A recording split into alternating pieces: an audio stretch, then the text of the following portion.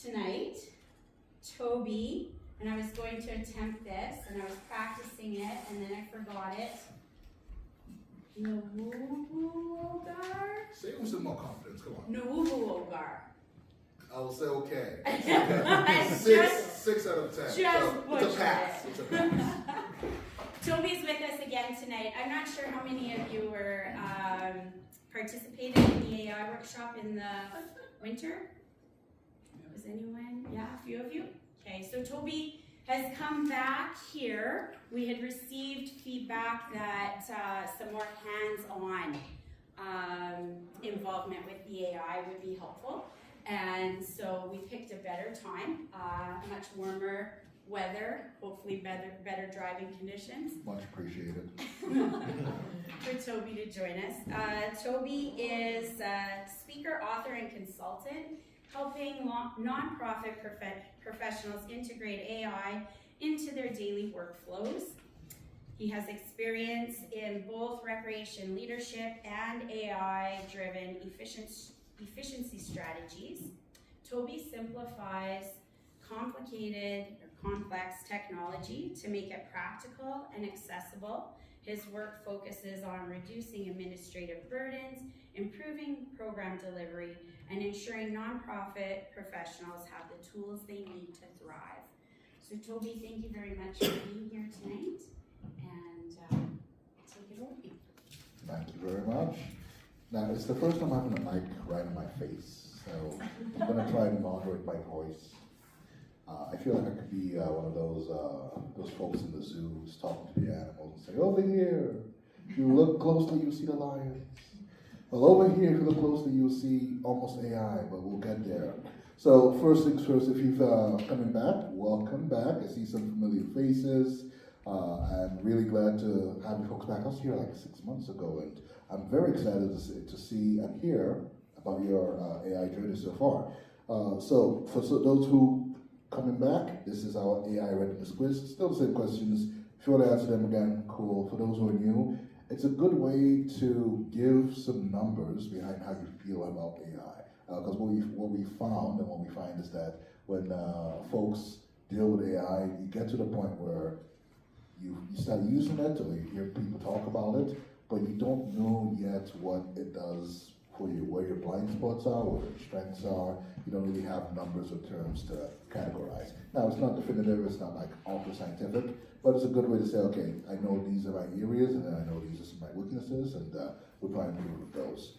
Now, with that said, it usually takes 2 to 5 minutes to do that. So while folks are answering, I'll go around the room and ask questions. So simple question to start: who has heard about AI? Great. We're really going to make sure you guys are still awake, Okay, great. Now, you've heard about AI, perfect. Now, who uses AI more than once a day? Okay. All right, who uses AI more than, let's see here, more than twice a week? Kind of just going up, okay. Who uses AI, let's do it this way. Who uses AI less than once a month?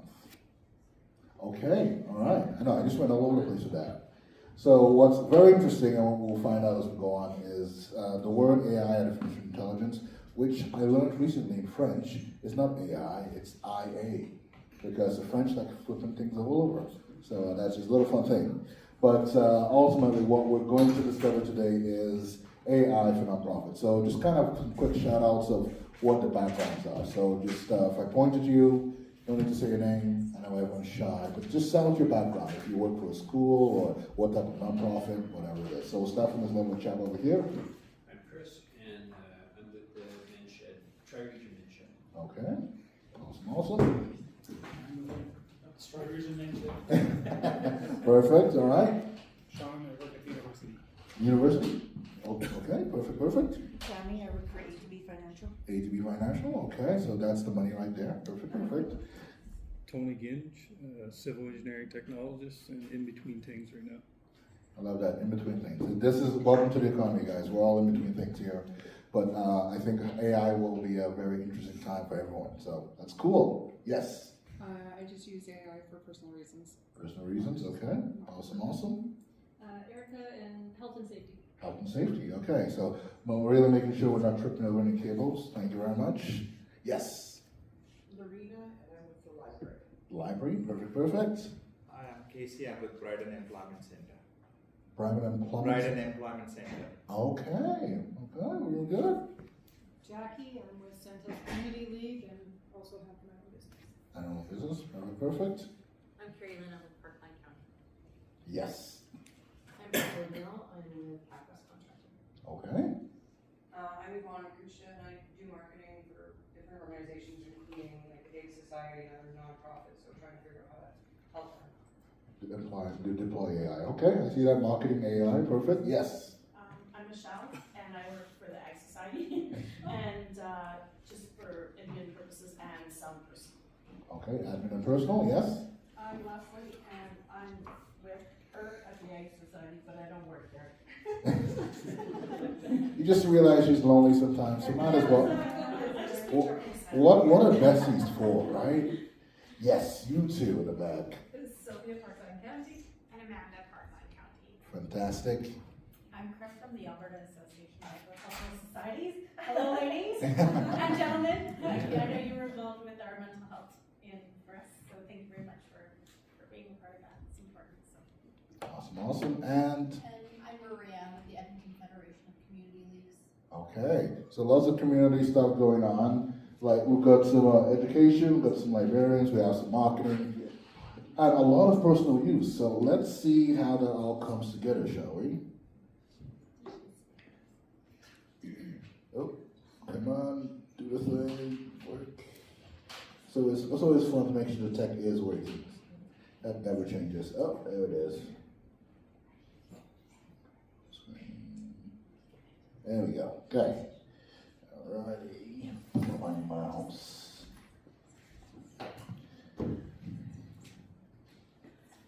Good. Okay, so AI skills in action. I think the word skills there is very apt because since AI, the evolution of AI has been interesting the last couple of years. So again, just a quick reintroduction. My name is Toby. Don't worry about the last name. It's been my lifelong fun to get people to pronounce that. I am a certified AI governance professional. Big fancy word. I did a very hard test, and they're like, "Yeah, you got this thing. You can put it in any of your name." I'm like, "Yay!" I am the co-founder of CivicPlay.ai, lead AI educator and safety advisor. Again, big words. Just basically, I love to teach people about AI, get people excited about AI, but most importantly, to make sure that they can use AI safely. Because again, a lot of folks now, if you wanted to really just learn about AI, you do not need a $5,000 masterclass. You can go on YouTube and learn a whole bunch of things for free. Well, for free. You're paying in ad dollars, but that's a whole different story. But AI safety is becoming more and more paramount because AI is moving from just being the little helpful chatbot in your corner of your screen to actually doing things, be more agentic, be more action-based, and actually having real impact on your day-to-day. So AI safety is becoming really, really big, and it goes even beyond work. So a couple of folks had mentioned that they're using AI for personal reasons. We are now dealing with more AI-related risks. So it's not just the usual security things of AI scammers, bad actors using AI for bad things, but also we're now in the mental health part of things where we do, the word AI psychosis hasn't entered the professional dictionary yet, but it's coming. And AI psychosis basically means that people who use AI, and these are across the banners. You get from all the way from teenagers to CEOs of multi-million, billion-dollar companies. If they overuse AI, their worldviews get painted and tainted by AI, and so they do not know what is real and fake anymore. And that's, again, new thing that's coming up. So AI safety affects so many different people, so many different categories. And of course, as people who are working in the community, you are the community face. So you not only are you dealing with AI workflows and things in your own companies and organizations, but you're also worried about your community members, making sure that they have the best information how to do AI safely.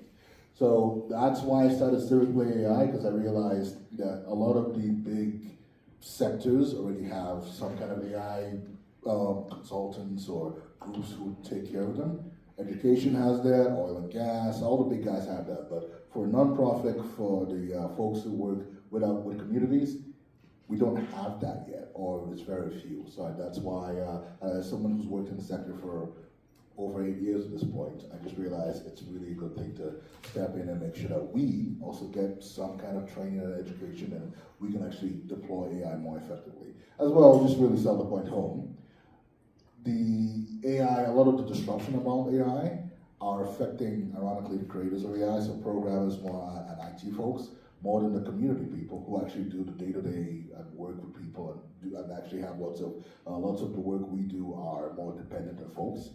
We have less threats to our day-to-day jobs and tasks and volunteering than the people who created AI. So we get to reap a lot of benefit from it, and I want to make sure we all are equipped to do it properly.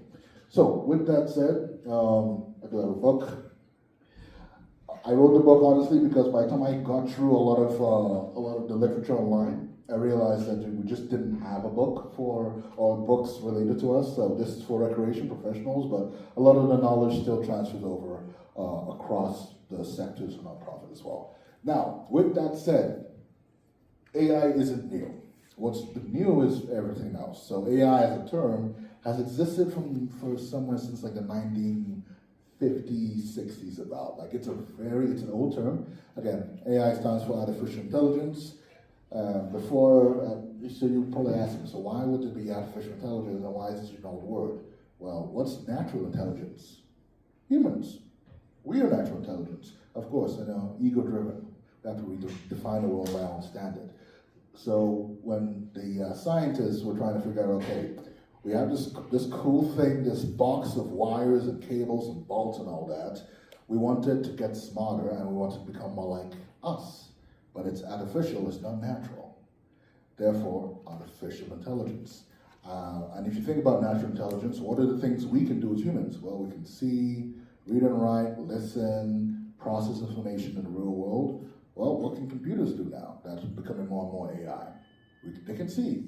Those are true cameras. That's true barcodes and QR codes and objects, optical character recognition. So you take a picture of a book or a poster and your phone can say, oh, here are the words in that picture.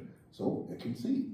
It can listen, and that's one of the, not only can it listen and read, it can output things as well. So a lot of what we've been trying to do with AI for the longest time, and I say we in the human term we, is basically translate the human intelligence things to artificial. So that's really just the basics. So because of that, the word AI is not new. What is new, however, is just the scale about what's possible. So just to give you an example, OpenAI, ChatGPT, what everyone knows is AI, really is a version of AI called generative AI, which we'll get to. But since it's become more public, it came about end of 2022, roughly, 2022, 2023, and since then it's just been on a rocket ship.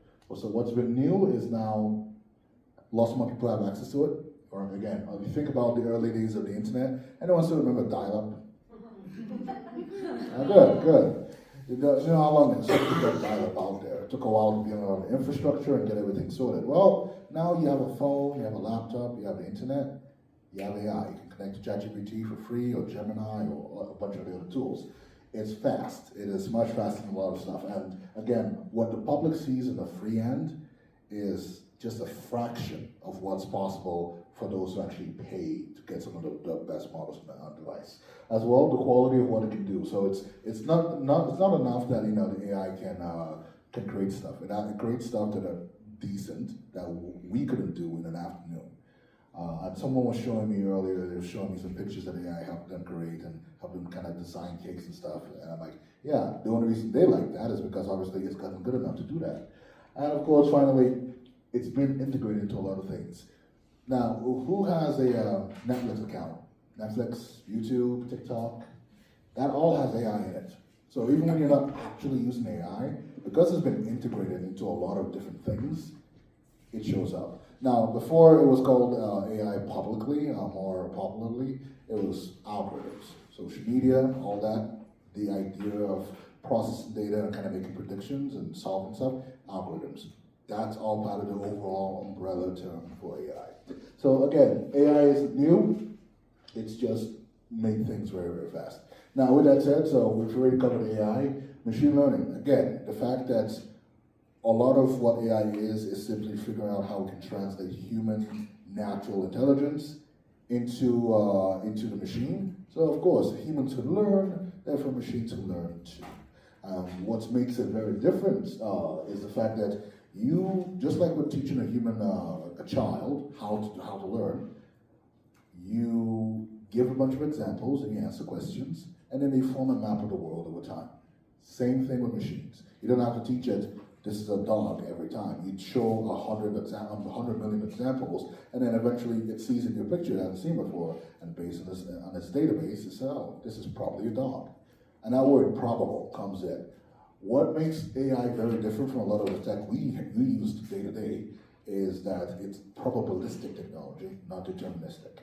So, I'll give you an example. You flip the light switch, it will come on. Now, unless something's broken and whatever, it is gonna come on most of the time, unless again the bulbs are broken or the cables are disconnected.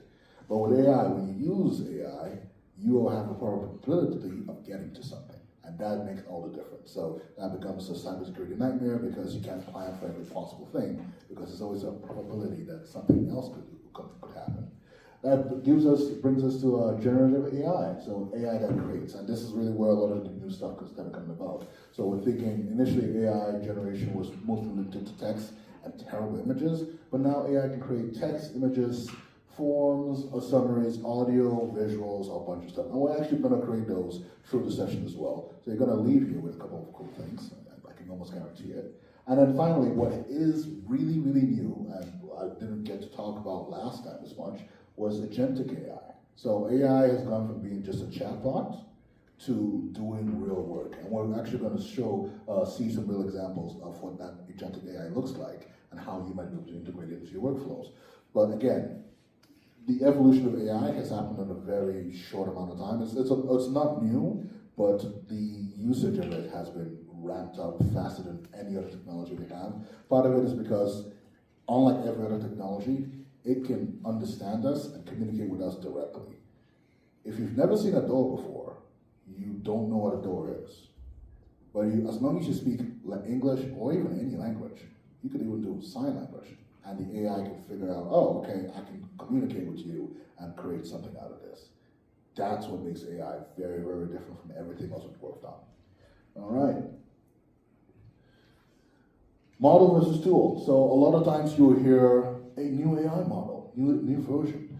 Honestly, at the end of the day, the model itself is, it's just the engine. It's the thing underneath. Think about a car. You don't need to know how your engine works to be able to drive the car properly. So they spend, when I say they in this case, this big AI lab companies, they spend billions of dollars to do the work to get this new model trained up in a bunch of intelligences. Because again, machine learning, they need a lot of data, a lot of examples to build up into something that they can actually train. So if you think about it, for the librarian in the room, so and there is a library system there. If you're trying to search a book or look up a book, if your library has 1 million books, it's going to be hard to index that. But there's a particular system where you can say, okay, this book is, I'm looking for a history book. You can kind of code it down to what you want.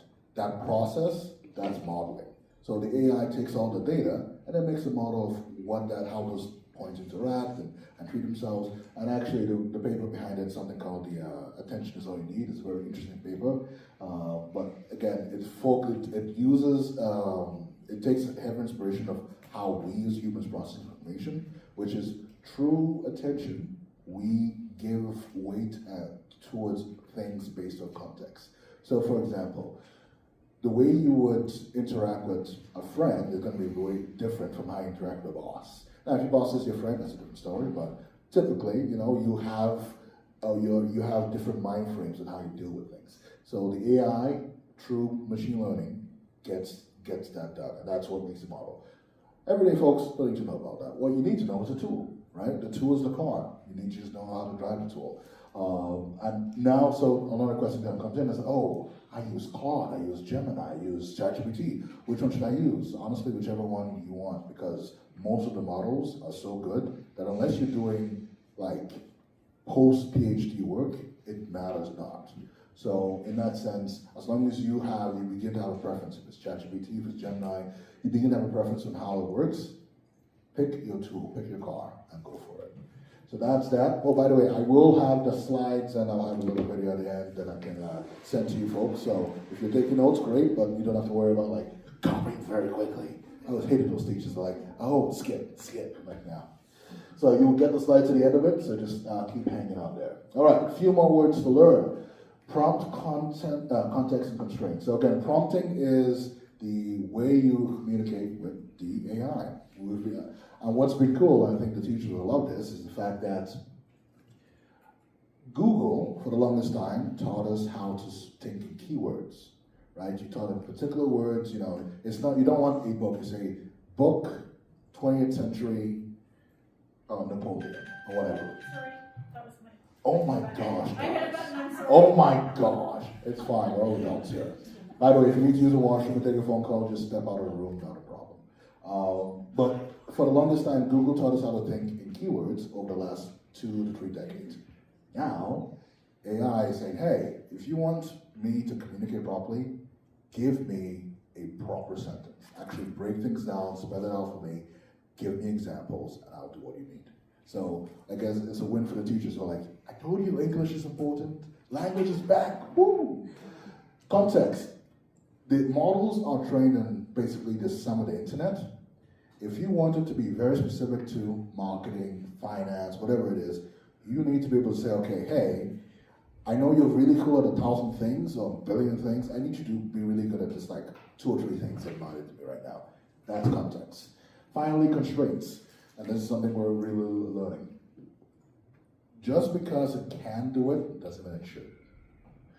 In this same example, if you, and we're going to cover this again, we're going to go through, as we go through the back bits, you're going to really see it kick in. If you don't give it the right lanes to swim in, it can really go out of there, like, go crazy. So a good, these are kind of a good way of, a good framework of thinking of how you interact with machines. Now, with prompting, again, there are 1,001 ways to prompt. This is just one example. It's very basic, and you don't. Each time you prompt, you don't have to do all of this because what's also interesting is when ChatGPT initially came out, you did need to take the time to do this. But all the new models, you almost when you speak with, and this is best by so you can speak with a model and say, okay, I have this idea, I have this problem. You go through the context, you have a conversation with it. Honestly, you complain to the model. And then after that, you say, okay, now write me a prompt on how to do this properly. And it will write it for you. So again, you don't actually need to memorize this, but it's a good idea to think in that flow. So first one, role. Again, part of that context is saying, okay, think like a marketer, or think like a salesperson, or think like a banker. You start with that, it helps the model kind of concentrate on, okay, this is kind of the outcome, or this is the thinking process I need to do to get to the outcome. Next, instruction. So it could be summarize this article, draft this email, write a letter, whatever it is. You now start painting the end goal. And as probably as you're seeing this, you need to have a vision in mind to accomplish something. The model can't read your minds yet. Maybe one day, but not yet. Actually, sooner than we think, but that's a different story. It is very, it's paramount that you have a vision of a problem you want to solve before you start. As well, even if you don't have a vision, brainstorming is also a great activity. Sometimes you have a billion ideas and they're all competing with different things. You can also use the model to brainstorm and say, you know what, I'm trying to come up with I need to come up with a vision board. I need to brainstorm solutions to this kind of problem. Let's go wild, let's see what's going on. So that's what also happens. But usually you come with a vision, you come with what you're trying to solve. Next, the examples, positive and negative. So it's not it's cool to say, okay, this is what I'm looking for. Draft me an email in the style of Shakespeare. But also you also want to say, okay, do not draft it in the style of Harry Potter. Just like, again, given positive and negative examples helps set the boundaries for what you want to accomplish. And this is true for most tasks. So, but as what's cool as well as the whatever tool you're using, nowadays they have this thing called memory. So it actually remembers the conversations it has with you. Therefore, you'll find that over time as you use it, you don't need to teach it in each chat window what to expect. So it's getting there. And finally, again, come back to the context. So sometimes, just like, let's say you're doing a big report for a council or a board or something, you might have more information that's needed that it can be found on the internet. That could come in there. We'll talk about, in the context of we'll talk about data classification soon enough, but this is a good idea. And finally, the question. So you might ask yourself, you already gave instruction, why do I have to ask the question again? Well, a lot of these models, most of these models are trained on a reward system, and so it can lose context over time as you go further and further. They're trying to solve it, but honestly, it remembers best the last thing you said. Just like with us, sometimes I'm communicating, you're gonna forget the first couple of things, you definitely forget the middle, but you remember the end. So same thing with the models. You can start pretty good, it's gonna have a rough idea of what you want, it might forget a bunch of the middle stuff, but the end it will definitely not forget. Because at the end of the day, a lot of the LLMs, large language models, they're really, really, and I can't stress this enough, really smart autocomplete. They make predictions on what the next word is based on the structure of the sentence. So that final piece before the puzzle solving starts, huge. So again, it's important to, restate the instructions. And what is also different, I come back to making fun of Google here, is if you search, each time you search in Google, each new page is a new result. It doesn't carry forward the context of what you talked about. But with an AI chatbot, with like ChatGPT or Gemini, you type it in, you iterate. You're able to revise ideas, refine it until you get what you want. And like I said, once you're done getting to the end, you can say, now write me a prompt to make this better, and it will give you something, which is crazy. So that's the basic idea. Again, you don't need to always input this, but it's a good idea to have that framework as you do with that. AI, we've said is artificial intelligence. I like to call it an artificial intern. A very eager, very excited intern that you cannot trust to do anything else. Am I right? Like, would you trust him? You've got an intern for the summer. Would you trust him to do a whole lot? Like, think about it really. Like, how much would you trust the intern who doesn't have the years of experience you have in your role, who's only there for a short time, right? This is a summer gig, they're there to build an experience. You don't trust them a lot. They're eager and excited. You're gonna put them to work, but at the end of the day, you know that hey, the shift's gonna end. They're done. You get to deal with the community afterwards. So just like an intern, it's very fast, very excited, very young. Whoa! It's like, oh, this is so great. It's confident, but it needs supervision. You need to supervise it, and with supervising, you need a lot of patience for this thing. So if you need a lot of patience with human interns, you definitely need patience with the supervisors. And of course, finally, the final call is yours.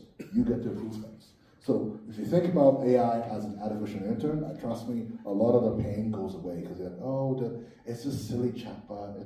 Maybe you call it a name. A lot of people give their chatbots a name all the time. Say, oh, silly Gary. I don't know why Gary is a good AI name, but silly Gary. Any Garys in the room? Okay, good. No Garys in the room. Perfect. All right. I feel like I'm missing out on something. Sir, no one's calling me? Okay. That's fine. All right.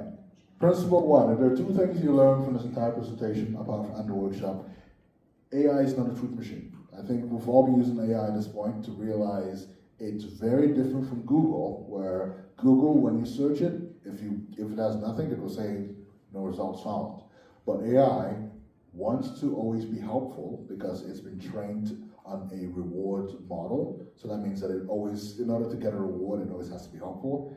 And that means that it has, its primary motivation is your satisfaction. And if it feels lying to you will accomplish that, it will absolutely lie to you. Because it's not lying, it's accomplishing a goal.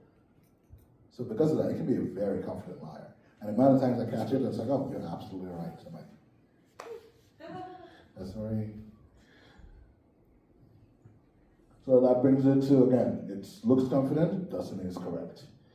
Always verify the information and ask for sources. Now, over time, this is becoming easier. Lots of the AI guys, AI models and AI labs, they're training the models to be more truthful, essentially, or not deceive the user, by giving it a third option, which is, it's not that you have it or don't have it, it's okay to not have something and just say, hey, user, I don't have this, but I can try and find it later. So it's a new thing they're trying, which is, I don't know why I didn't know the first time, but okay. So because of that, a lot of the new models are getting better at this. It's getting harder to spot hallucinated stuff. But you still see it hallucinate once in a while. I mean, hallucination in this case means that it will come up with things that do not exist. It will come up with, and this thing affects huge organizations, businesses with $1 billion. Was it Deloitte and KPMG, one of the big consulting firms? They had a deal with one of the Atlantic provinces to produce reports to help them determine some stuff. And they submitted a report to the government paid them millions of dollars to do this report. And it turns out a lot of the citations were AI slop. Who knew? So, company with multi-million dollars still messes this up, let alone us. Unless there are any millionaires in the room, then let's talk afterwards. But company with multi-billion-dollar budgets still messes it up. So anyone can mess it up. It's a fault of the product, and we just have to learn to live with it and work around it. All right. Number 2, you are responsible for community trust. I think this is a really big one. This is very obvious. A lot of us, minus folks who are doing this for personal reasons, a lot of us, you work with community members, they know you, they build relationships with you. Doesn't matter that you have this new fangled ChatGPT, AI, chatbot on your site. If it gets something wrong, that's on you, right? And that's the thing that's, and it's not just us with, like I said, us with the small budgets. Air Canada learned this lesson the hard way, where their chatbot told someone that, oh yeah, you can absolutely do this thing. You can do this, you can do it this way, and at the end of this, you get a refund, blah, blah. The guy did it that way, went to Air Canada, like, no, that's not our policy. Yeah, you're wrong, you still have to pay us money. He took them to court, he won. The judge's like, oh, your product said this, therefore, you're liable and you have to pay him. So, again, it's a huge, huge thing, and that's why you have to, for you like an intern, you have to trust but verify. So, again, lots of different stuff coming here, so I think we know this innately, so I don't think I have to spell it out too much. So moving to the next point. Finally, we come to the ideas of responsible AI here. So I came up with 3 C's, because you always need like 3 of the same letters, right? It makes it easy to remember. So point number 1 is control. Make sure that whatever AI tool you're deploying and using, the control mechanisms are still innately human. What do I mean by that? There are 2 approaches when you're dealing with AI. So there's human in the loop and on the loop. In the loop means that before a final decision gets made or utilized by the AI, the human has the final step of approval. Now, this is impossible as you scale up, like the chatbot example. It's impossible if you're trying to deal with, 1 billion customers. So the second one kicks in, human on the loop. Anything the AI says, and that's both good and bad, needs to be able to be counted and reversed by a human manager, supervisor, or someone. So that at any point, if a community member says, oh yeah, I was trying to do this thing and your chatbot said, okay, I'm trying to get a refund for a program or an event, and your chatbot said, absolutely not. A human should be able to review that process and say, okay, here's why it said no, and it's following our policies, therefore, okay? Or, oh, you're right, you can actually get a refund for that, let me make sure you treat it. So that way, any harm can always be overridden by a human. So that's the very easy, very basic control stuff. Next is care. You have to remember that, and again, we'll come back to the focus of being in a community-serving organization. It's our people, both people, community members and the people who work for us. As well, in this era, it's also the data. Privacy is a huge issue. Alberta just had its own very massive data leak. So that's going to be fun to be unpacking for the next couple of years. But anyways, data is very, very important. Ironically, one of the a lot of these products that for the internet version 3.0, whatever you want to call it, the latest version of internet where everyone's interactive and sharing data and build social media, we regular folks, we took data for granted, right? It's a thing, we just, we create a profile on Facebook, put pictures of our kids on Instagram, whatever. We took it for granted because it was cool. And now we've realized that these companies have built billions and billions of dollars in empire money, and they use that money to control a lot of things based on our data. So it's people are waking up to the fact that data is so critical. Therefore, it's important that as you use the AI models to make your life better, you are protecting your data, you're protecting your community data, you're protecting your workers' data, and so on. Finally, clarity. Be able to explain clearly what the AI uses for. So just because you can use AI doesn't mean you always should use AI. So there's something to be said about, if you're trying to write a difficult email to someone, and it could be for a bunch of reasons. Sometimes you have to deliver bad news. The AI could help with that, but you're thinking long term, you're thinking community management. Maybe it's good that that email gets a final look over from you.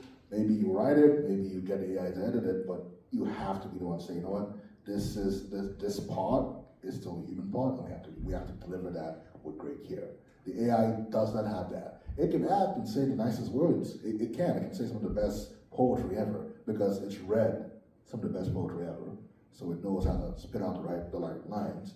But there's something to be said that when it comes from a human, from you as a manager or someone, it goes a long way. And we've seen this sometimes where, sometimes people get fired, people get fired in certain HR departments, send out the usual standard email, except at the end of the email, it'll be like, now would you want this rewritten as something else?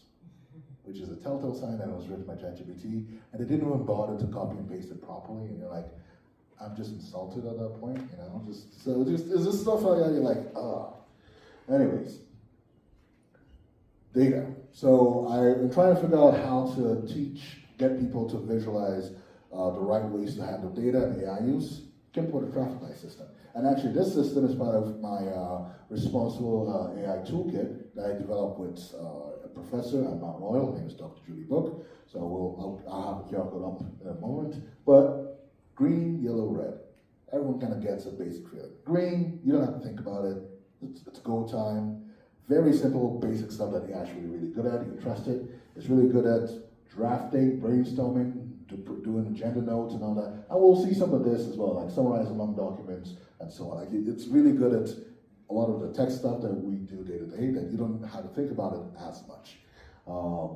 Yellow, this is where we start thinking about, okay, we probably need to have some level of controls here. So you're dealing with communications that are going out to important clients, grant narratives, and any content over people, you need to have some measure of, making sure that there are guardrails in place. Because again, some of the data is also, might be sensitive in nature, right? A lot of it might be sensitive in nature. So you want to make sure that this is where, as a nonprofit, if you've got the budget, I'll say absolutely incorporate some internal AI use, because if you're using a product for free, you're a consumer. If you pay for the product, you're a customer. And that's a big difference in how they treat you. Yes? I have a question about the green one. Yes. It says summarizing long documents, but what if the documents that you're trying to read are high level, privacy stuff? So that might mean that it gets moved to a yellow, where you do need to have your internal tool use it instead, versus putting it in like your free ChatGPT. And again, this is where with the toolkit, so these are some of the conversations you start having as an organization. So, okay, what level is this document, and getting people to actually start thinking in like, okay, is this a green, yellow, or red document? So the document has lots of personal identifying information, that might be more of a red document, versus if it's like, okay, we have anonymous survey data, we don't want to put it in here, it's probably in here, so we should probably use our paid account with data controls already put in. in the system to actually deal with that. So again, very good point. Yes. So if you just use ChatGPT, just general, don't pay for it, and then you pay for a subscription, basically what you're saying, the subscription one will give you more relevant information than not. More relevant information and more relevant protections. So now the ChatGPT is getting around to enabling a lot of privacy controls in the free accounts. But for example, if you're using free, your data is most likely going to the US, right? As Canadians, it's going to the US. Therefore, if the FBI wanted to ask questions about your data without any warrants for it on the Canadian side, they can do it. You just go to ChatGPT and do it. Versus if you are using a paid version, let's say you were using like a paid Google or whatever, and your servers are in Canada, there's a bit more legal, there's a bit more legal buffer. Now, America has a law that says, oh, if you're an American company, you have to answer our questions always, but there's usually a more legal buffer. It takes a while to actually determine if that's a thing. So again, these are things that start coming in as I know some folks work for the cities and municipalities. You start thinking, okay, it might be okay in your personal life because you're like, I don't care, man. If you my Google, my account, whatever, I don't care if that's the Americans have that, don't care. But on a municipality level, government-wise, you're like, okay, we have to think about this. Is it serving in Canada? Or is the right privacy laws being followed and all that? And those things kick in. ChatGPT actually, in the last couple of days, after the shooting in Timber Ridge, they started answering a lot of tough questions in Canada about what their policies are, what the practices are for a lot of the tools, and even it's like a bunch of privacy commissioners, even Alberta privacy commissioner came up and said, ChatGPT as it currently ChatGPT as currently stood defies or breaks a lot of our laws in terms of privacy. So they've been making amends over the last couple of weeks. It's taken a while to roll it out. And you probably start seeing some changes in terms of the way it deals with that. But again, those are some of the questions you ask where you go from, if you're a free customer, you're getting just enough to not only functionality wise, you get a low level stuff, but even the safety measures you might count on, they're not as there. Versus if you're paying for the product, and even when you're paying for the product at different tiers, if you're just paying for the regular pro stuff, you're like, okay, that's okay, you get a lot of cool stuff, but the data might be only processed in the US. Versus if you're paying for, more enterprise level stuff, you get a different level of protection there. Give me 10 seconds to log in. Perfect. Finally, red. That's why it's fine. If you have any questions in between, please just raise your hand and ask, because it's like 2.5, 3 hours. So I want to make sure that everyone's still awake. Red, don't do this. So do not put personal data into AI. So that's personal health data, those are addresses, those are names, stuff that as you've worked throughout your career, you have a good inkling of, okay, this is personal information. So now, if your IT department has said, hey, we have this AI is our personal service and so on, and legal says, yeah, it's fine, you can put it in there, that's okay, but that has to be decided by the organization on active level, not like something you just kind of casually do. And it's still a good measure to anonymize data, because rarely is when you do the risk to reward ratio, rarely is it worth it to try to actually have the personal data in there. Because a lot of times you say placeholder and then just copy and paste what you need and then just put the name in yourself. So rarely is it worth it to have the personal information in there than not. Awesome. Can I ask a question? Yes. Speaking about the data that you put in there, because I'm sure we've all read the user agreements and stuff with all the different AI things. I read it for sleep. It's a great book. Who owns anything that you put in there? Good question. So if you are a free user, you don't own that data. Like, that's just the stuff. Now, if you're a paid user, depending on what tier you are, what level, and so on, because again, ChatGPT and all these companies, their best customers are governments. So with that, they have some special. They want to make sure that the right things are in place. So, for example, I think in the US they have HIPAA, right? So in doing that, they will make provisions in their structure and infrastructure so that any data you input is either protected by HIPAA standards or whatever standards they set. But you have to pay for those kind of levels. So again, with the way a lot of the models work, sometimes you see it where if you're typing in ChatGPT or Gemini or Claude, it might say, we don't train on your data. So if they say that, great, but for the free users, they never say that because they're probably training on your data. They're training, because when you access these models, they don't live on your computer. They literally live in a cloud, in a server somewhere, probably in the States, sometimes in Canada, sometimes Europe, but probably in the States. Your computer, your device, your phone, is just a window. So it has to, you think about, you go to a restaurant, you place an order for food, your order goes into the kitchen cooks the food up and you get it, but you're not making the food. And therefore, that data is crossing a lot of boundaries. Now, if you pay for it, you might be able to say, hey, I want my own chef to kind of deal with this, that's fine, but you have to be willing to pay for it. As well, this also translates into, I use AI to create an image, who has a copyright. It's still a mostly gray area. The few lines that have been drawn is, okay, if you do like a one prompt thing, like a one-shot prompt, you just type it once and it came up with something, you probably don't have copyright for that. Now, if you are very technical and very descriptive and all that stuff, there's an argument to be made you might have copyright. So again, even in defining who has copyright, the laws are still being written to define who owns the output. But also, a little interesting side note as well, we will get to the practical bits, guys, so hang in there. But a lot of these AI companies are beginning to push for legislation to encode it in laws that says, okay, past a certain amount of damage, either in deaths, either in monetary destruction, the AI companies don't want to be liable for stuff. So even the AI companies say, okay, well, it's cool, we want everyone to use our tools, but we don't want to be liable if you use it to go do a shooting or commit terrorist acts or whatever. So it is, again, lots of this rules are still being written at this point. But yeah, to make it simple, if you're using a free account, most likely that data is being trained on. That data is being used by the company to improve the product.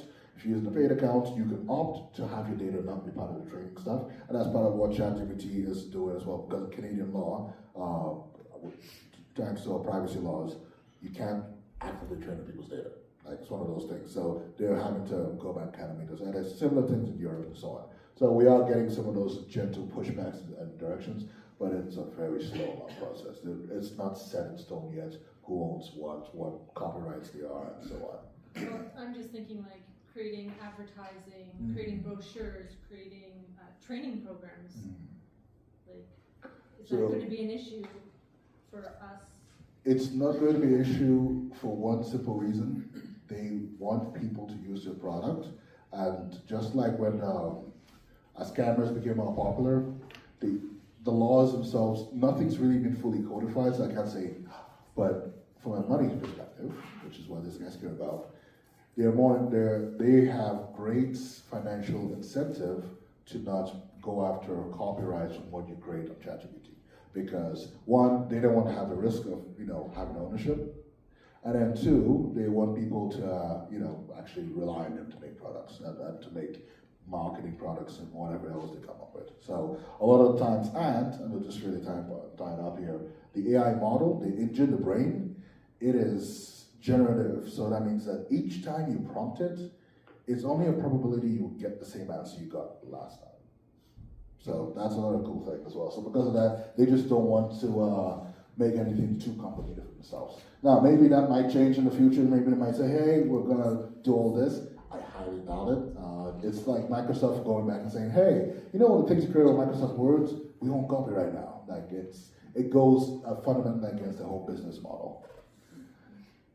Okay, governance toolkit. So we've talked for a bit here. Governance toolkit is a thing I talked about that Dr. Julie and I created. So if you're a small nonprofit or you have a small team, check it out. It's free, easy to use. It's a way to start the conversation, because a lot of times we don't even know where to start with AI governance.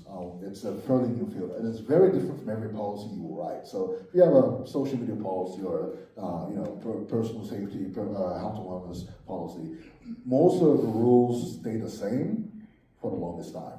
But with AI, because the innovations happen almost every quarter, it has to be more active than anything else you have as a policy. It's not just a policy, you need the proper procedures, people need to feel empowered to be able to say, you know, hey, we can't do this or we shouldn't do this. There's a lot more conversations to be had, even culturally. When I say culturally, I work culture. Some workplaces, if you're working maybe in a health environment, you're going to move slower because they're regulated. People, there's a lot of trust based there. Some other places, you might have the chance to move fast and break things. So even the work culture and personal identities come in, each policy is always going to be different. So this toolkit is a good way to kind of start the conversation, as well as a new toolkit. So it only came out really back in February, and so any feedback you have, please provide it and help us keep improving that toolkit. So that's the website, all the free stuff. And just before we get too far, I have one more thing. Like I said, with AI policy, my organization, my company, CivicPlay, we were trying to figure out who even has policy, and that's a question that's gradually coming up. So first we created a database, kind of gathered things, and then we're like, well, if we're asking this question, probably people are beginning to ask that question anyway, like who actually has AI policy. So we created this lovely little website. It's called .aipolicy.ca, .ca because Canada, woo. And the focus, again, is on ensuring that there's a way to track policy deployment, but also it goes even further, because a lot of times in our sector, it's rare that we build things from the ground up fresh. We often like to borrow from what other cities are doing, other organizations are doing, because you get to learn from call it the sector wisdom as we move on. So this is something I, again, really happy to demo. I'll just flash them. Let me just show you guys what that is about. Say here. So, okay. So yeah, this is the website, very simple. So we're going to search up, let's make fun of Edmonton. Let's search up Edmonton here. Okay, boom. So the city, and we find out that, well, they do have a policy. So you can search out the policy, you can click into the link and say, okay, this is a link to actually check out the policy itself. That's the actual site for the Edmonton policy. So again, could you have found this with Google? Of course, you could have said Edmonton AI policy. But isn't it nice you could find it on one single site?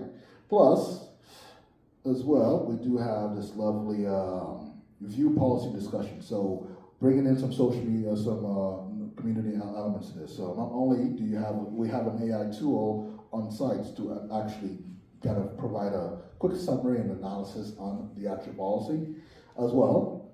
There's also, so it goes through the usual stuff. So okay, some highlights, some best practices, concerns, edge cases, document outline, and so on. If you're reading, I like this mood.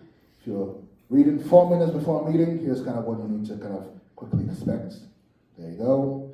As well, finally, there's a little lovely communication thread. So if you've got any thoughts and ideas, you can do that. The site is free to use. You can create a free account and kind of dive in there. Again, all feedback and tools are welcome. It's so new that this is really being done. You guys are the second audience I'm showing this to, so consider yourselves lucky. Awesome. So with that said, so that's the policy part of things. Let's go along. So it is 7:02 here. Let's see here. What time are we on till? Is it 9 o'clock or 8:30?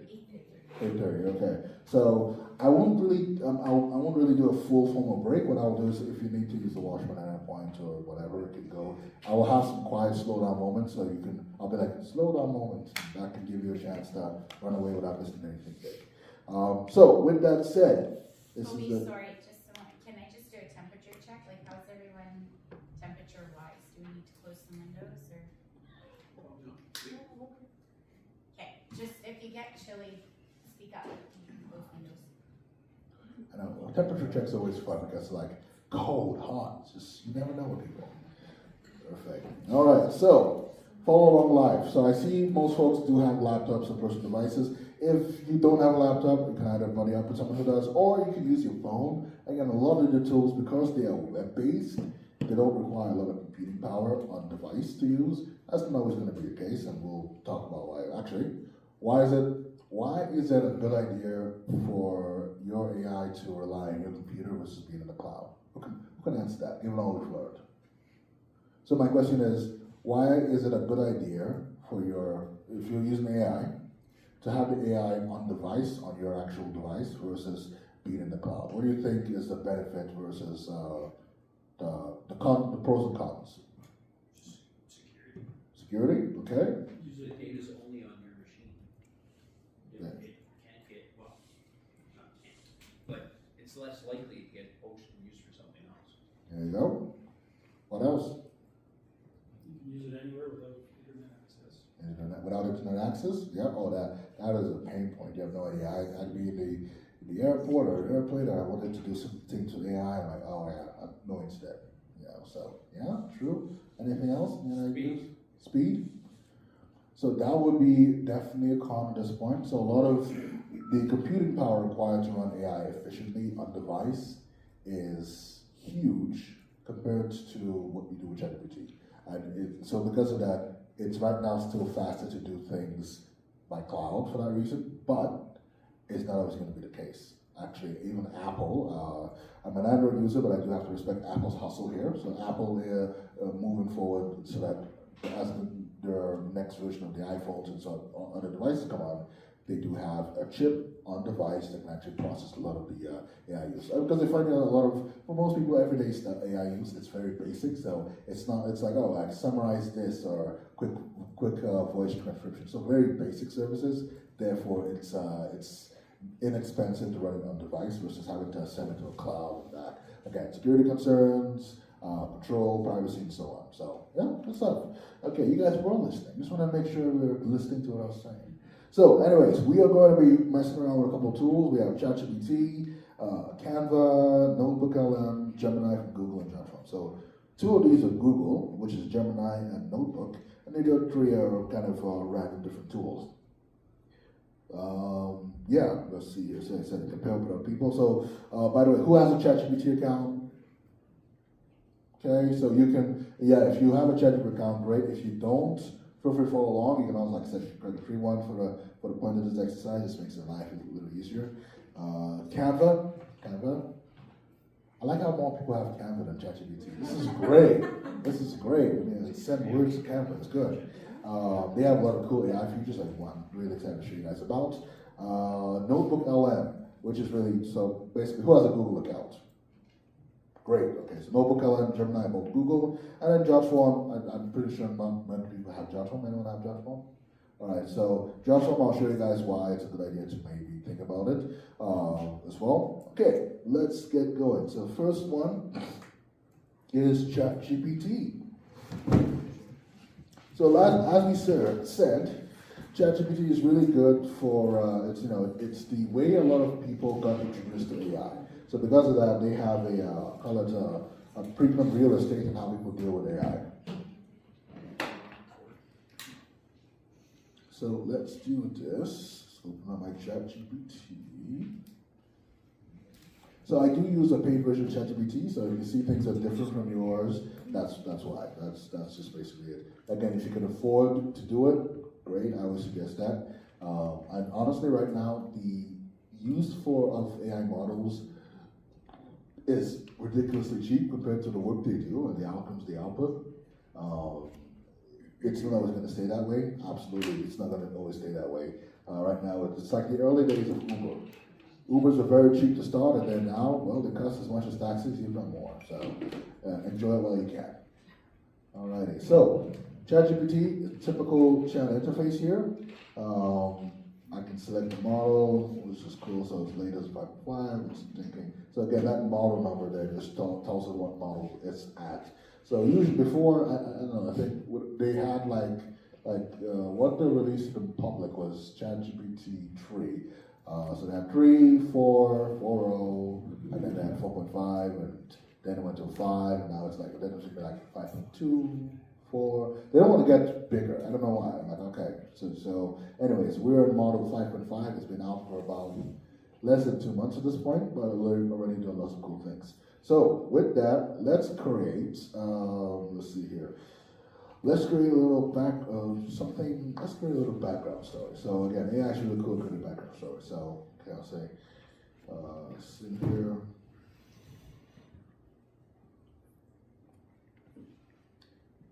Hey, so I am at a demo right now trying to showcase what you can do as a platform. So let's come up with a backstory that we can use throughout our demos. Again, you can use natural voice, right? I think that's pretty cool. So, how do you think I did?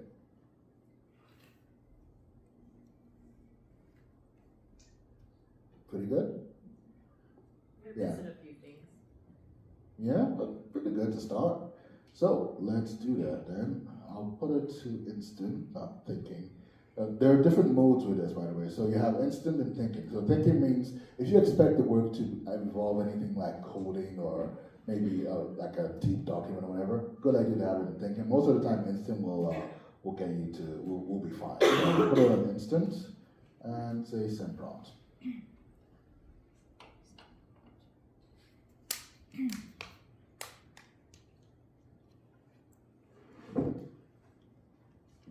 So because this is my own personal AI stuff, it's like, okay, it's like, yeah, let me go check your memories because I know you've done demos before. So it's very interesting of what it's trying to do right now.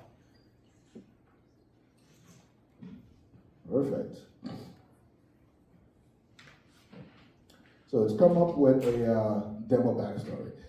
Now, what is really cool about this demo backstory is, let's click through. So this talk for 16 seconds. Let's click in there. So instead of first it says remembering, you're like, why are you remembering? I thought you'd come up with something new. Like, no.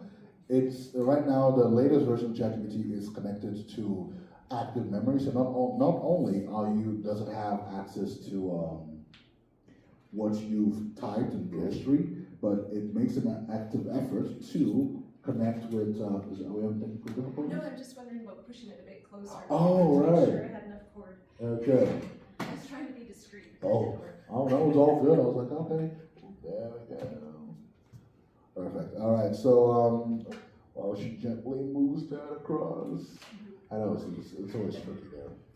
So, it's not only remembers your chats, but also it's connected through what they call connectors to wider sources. So it can connect to your Google Drive, your mail, your calendar, and all that fun stuff.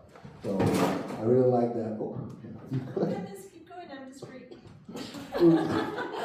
All good. Pay no attention to the person in the curtain. Okay. So it said, okay, identify demo scenarios, selected relevant workshops. Because I've done this a couple of times at this point, so therefore it was able to come up with this backstory, which is something I created way back for one of my demos. Usually I have to create something that new, so this is great. So we are the North River Community Recreation Center. Sounds like a real place. I have no idea if it's real. I hope it's not. But facility includes an NHL indoor arena, leisure pool, gymnasium, small cafe/lounge. Operates under the city's community services department. It's got a pretty good, this is a good background. Staffing, current challenges, the AI situation. It's like the executive director recently discovered staff already using ChatGPT, which is true. A lot of people, because of how easy and relevant you can, how basically cheap, so free or cheap it is to use ChatGPT and how productive it is, a lot of staff members are already using AI. So if you're on a director level, if you're manager level, a lot of your staff probably already use AI in some way. So that's a big governance issue if you don't have a policy yet. But anyways, so it's come up with a couple of different things. Okay, they contacted us, CivicPlay, for AI literacy safety training. I love this. It's great. Leadership team: Sarah, David, Priya, Michael, and Jenna. Demo series you can run. Okay, I love that. So it's come up with a couple of demos, which is great. Now, let's see here. So, reason I started with ChatGPT, these are all cool stuff. You know, I never know how these demos will go, so I'm excited as you're excited. So, let's go back here. So, okay, want to do notes. So, let's say, okay. So, we'll pretend, let's see here. Let's pretend the team. Oh, there we go. Wait, why am I typing? Let's pretend the team had a meeting about CivicPlay.ai. Come up with a summary of the meeting. Pick at random a direction that the team's going to go, and let's go from there.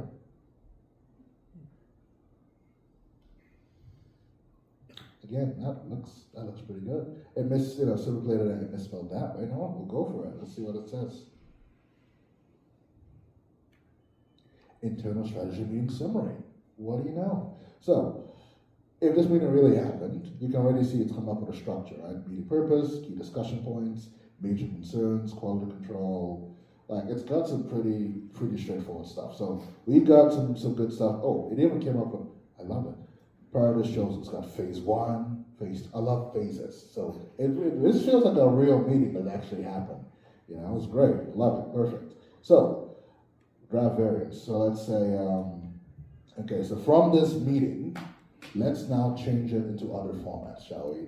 So this is where I need to pause and let you guys think about some stuff. So in this example, obviously I came up with a fancy situation. If you wanted to make this more relevant to your organization, what you could do is either through ChatGPT.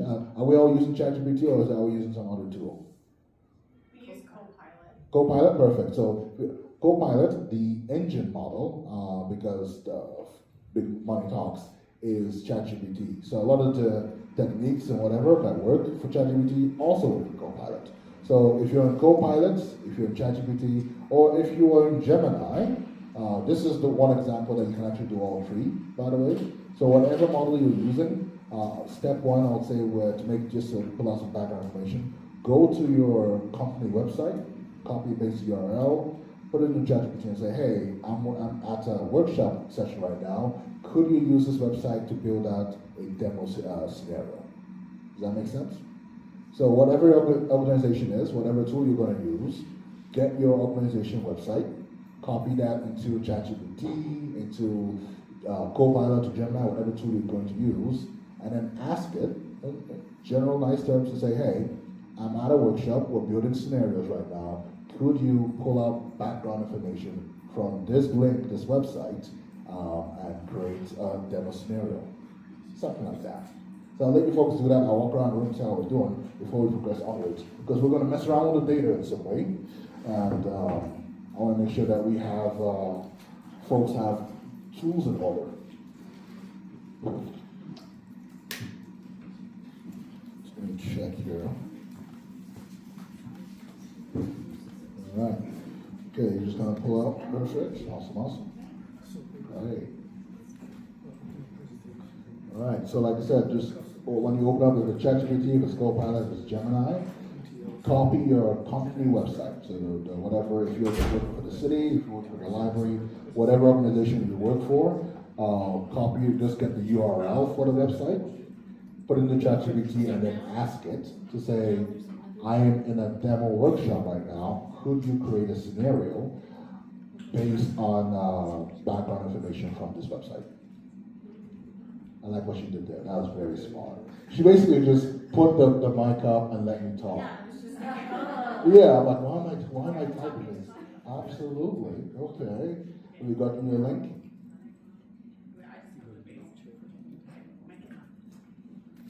Allow. There we go. Okay. Oh no, you're good. You're good. So yeah, but yeah, it's still got a website. So based on the website, create a scenario for the demo workshop I'm currently in that I can use for the rest of the lesson. Sweet. There we go. This is perfect. So yeah, again, it could either be ChatGPT, it could be Gemini, that's a Google product, or it could be Copilot. You can even, if you have people, anyone know Claude? Yeah, if you have Claude, you can also use it too. So I'm the Perplexity person. Perplexity, okay. I don't know much about Perplexity if it's going to be useful in this situation, but it might be. That's where we can take Oh, right. True. There's also a French product called Mistral, and the site is like Le Chat. Your commands, that's where I fail. I go and you put in some, and I'm not sure what exactly we're trying to get. you know what I mean? Mhm. So you're saying, Amanda, I'm gonna make you say that again. Yeah. Okay, so based on this website, I want you to create some demo scenarios that I can use in the workshop I'm currently in.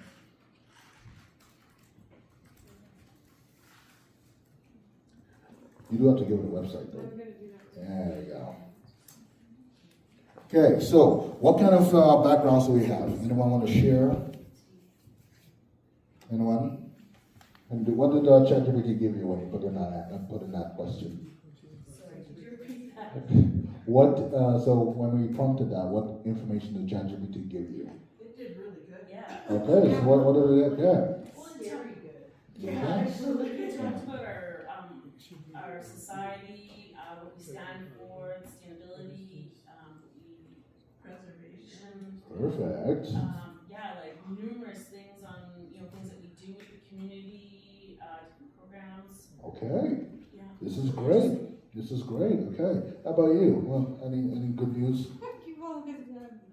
Okay, let's go over the stuff. Okay, so the reason we started with that is, remember, you want to provide some context, right? So we just gave it context. Now let's go mess around with that data.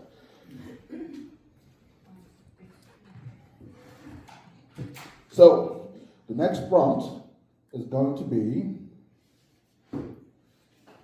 convert this into a public-facing blog that is geared towards the demographic or target audience you think will be useful. Does that sound like it makes sense? But let's see what it said. Okay, it's thinking. Blog that is geared towards demographic that you think will be useful. Everyone get that? Public-facing blog. So essentially, whatever information you have, you just need to say, you want this information converted into a public-facing blog that will be geared towards a demographic that the AI thinks it will be useful for.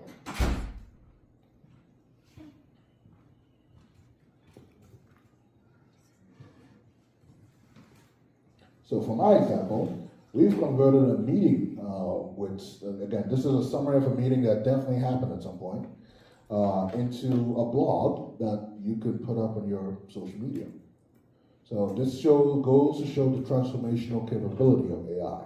We're going from a boring internal document into something that you can publicly do public facing. So this is a pretty decent stuff. Now I've already seen some AI things there, but you know what? That's decent start. But one of the telltale signs a lot of times you can see with AI is M dashes. Not everyone writes with M dashes, so I see it and usually a giveaway that it might be AI. I have a question. Yes. I have repeatedly told my AI, which is a paid one, not to use the dashes. Mm-hmm. It still uses dashes. It's like my biggest pet peeve. Is there a way to really be like, no, I'm serious, do not use those anymore? Are you using Yes. Yeah, listen to me. I have lost my mind. Are you ChatGPT? Yeah. Okay, so just to I'll show you that. So in the settings section of ChatGPT, and for Gemini and some of the other tools, they do have the settings sections. Remember we talked about memory and context instructions? What is interesting is we had a Copilot user, by the way. So the prompts you give the AI aren't the only instructions the AI has.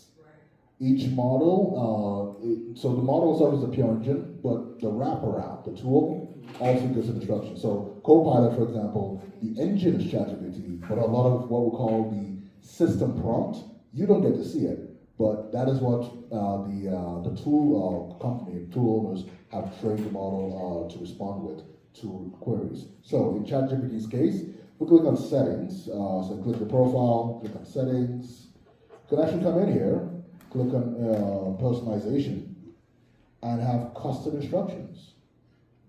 So these are system level instructions that it always has to follow when you make that. Now, will it always follow it?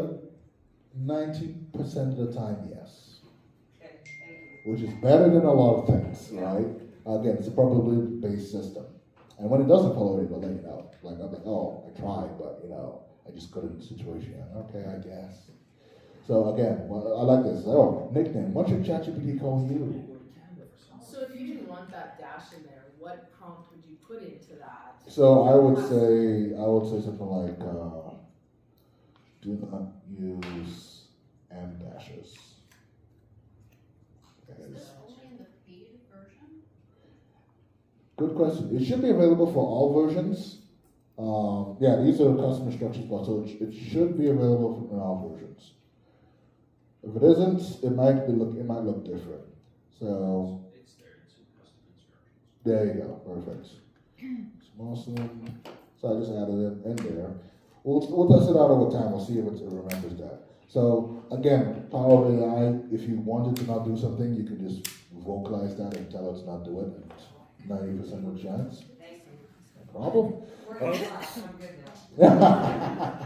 How did you get into that, sorry? All right, so for ChatGPT, you usually click on the, I'm using this as the web version, but if you had, even if you had the computer version, so let me show you how that looks like slightly here. So if we go, let's see here.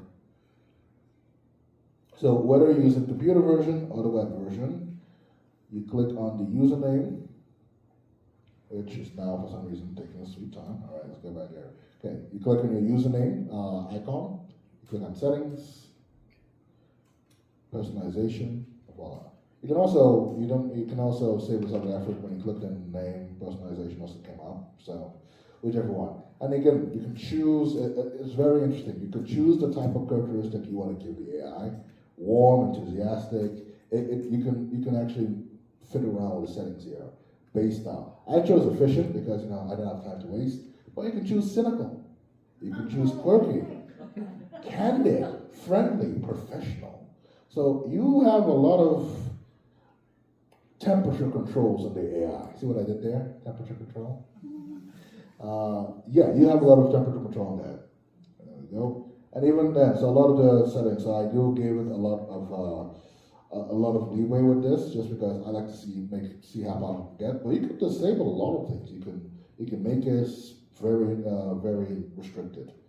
Awesome. So back to the exercise. So we have converted we've gone from meeting notes into a draft variant. We created a blog. Now, what's cool about using AI to write a blog or creating materials is we don't have to settle for the first version. We can tweak it around. So let's say that, let's do this way. So if you wanted to catch my speaking to the AI, now's the time. Good blog, but I want you to create 2 other versions. I want a version that is for newcomers in the community, and I want a different version for the more technical, literate folks in the community.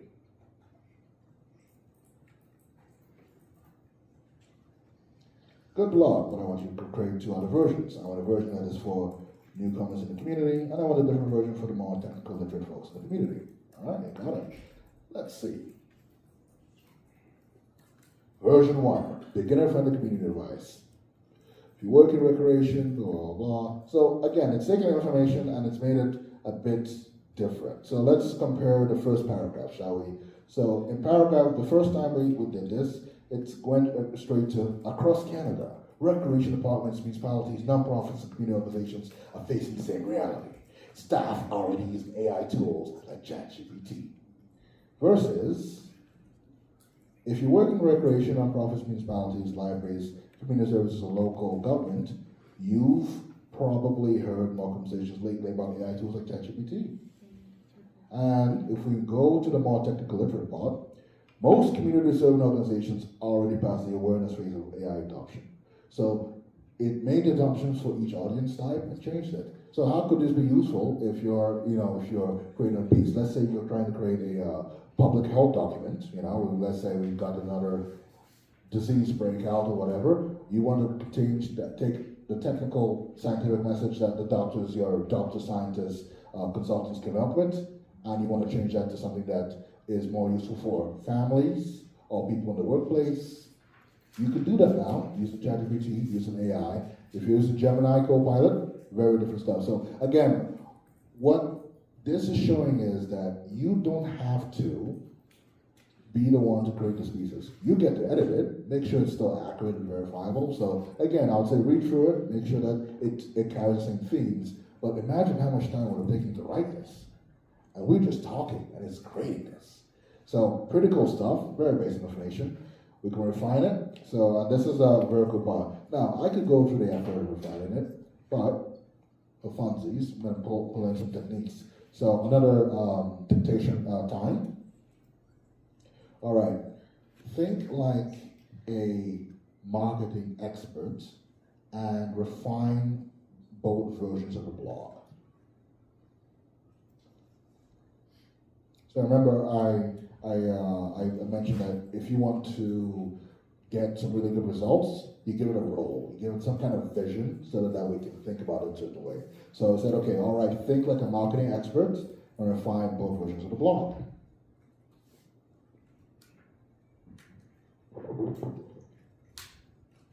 So, in version 1, that's unedited, it first said, if you work in recreation nonprofits, blah, blah, blah, do this. For some people that feels exciting. For the edited version, it says, if you lead a recreation department, there's a strong chance AI is already being used in your workplace, not through some official rollout. So it's figured out and then re-identified that, oh, most likely it's the manager or leaders who actually can do something that will probably read this blog. Version 2 of the more technical literature. So we had most of the organizations already passed the awareness phase of AI adoption. If we go to version 2, it says, across municipalities, recreation systems, nonprofit and public service organizations, AI adoption is already happening. So again, you've done the refinement process, which again, it's not something that you couldn't have come up with by yourself. You could have, but imagine the time you've saved. Now you just have to tweak and edit this. You act more like an editor, make sure it aligns with what you want, and go from there. So we've got notes, we've drafted different versions, we'll refine this. By the way, something that's very cool, very interesting, is LLMs which is the model, the brain, the architecture behind a lot of the AI innovation. They were first trained on translation. So AI is ridiculously good at translation, better than typical translation services and tools. So if I wanted to just translate this to French, and again, this is useful because if you were trying to ensure that the materials are, pardon me there, off the wrong way, I should have talked about this way. Anyways, if you wanted to make sure that your materials were more aligned with kind of cultural sensitivities, let's say that you have a lot of newcomers in the community who speak French. You say, hey, translates, again, I don't know what I'm typing, but I have it. Translate to French. And translate to German as well while we're at it. So translate to French and translate to German while we're at it. So it's gone through, like a Français, version, okay, you got to go to French, that's basically the only words I know there. So it's translated this to French, and it's come with a Dutch version, which is German. And this looks pretty interesting. So again, I don't speak French or German, but it's a good start. And to cover your, how do I say this nicely? Your asses, I'll just say that, cover your asses, you can say, this was translated by AI, any inaccuracies, please let us know. Very simple line, lets people know that you're trying your best to make sure that it communicates. I always go the extra mile as well. If you know anyone who can translate and double check, great. A lot of translators will rather just kind of correct things sometimes than just start from new, so it helps to work a little easier. Also makes it cheaper for your budget because you don't have to pay them to translate fully, you just pay them to double check that it's correct, which is easier. If you don't have the budget or don't know adding connections to that, you can put it through another tool, like maybe if you use ChatGPT, you put it through Google or put it through Microsoft and just see that the message is generally the same. So, yeah, pretty cool stuff. We've translated it. That's great. So now we come to the design part, which is where Canva is going to come in. So remember I told you that with ChatGPT, with all those AI tools, you can ask them to prompt. So I'm going to dictate, if you want to catch my voice again. All right, now we're back to English. I want to create some posters for these blogs. come up with a prompt that I can give to Canva to create a poster.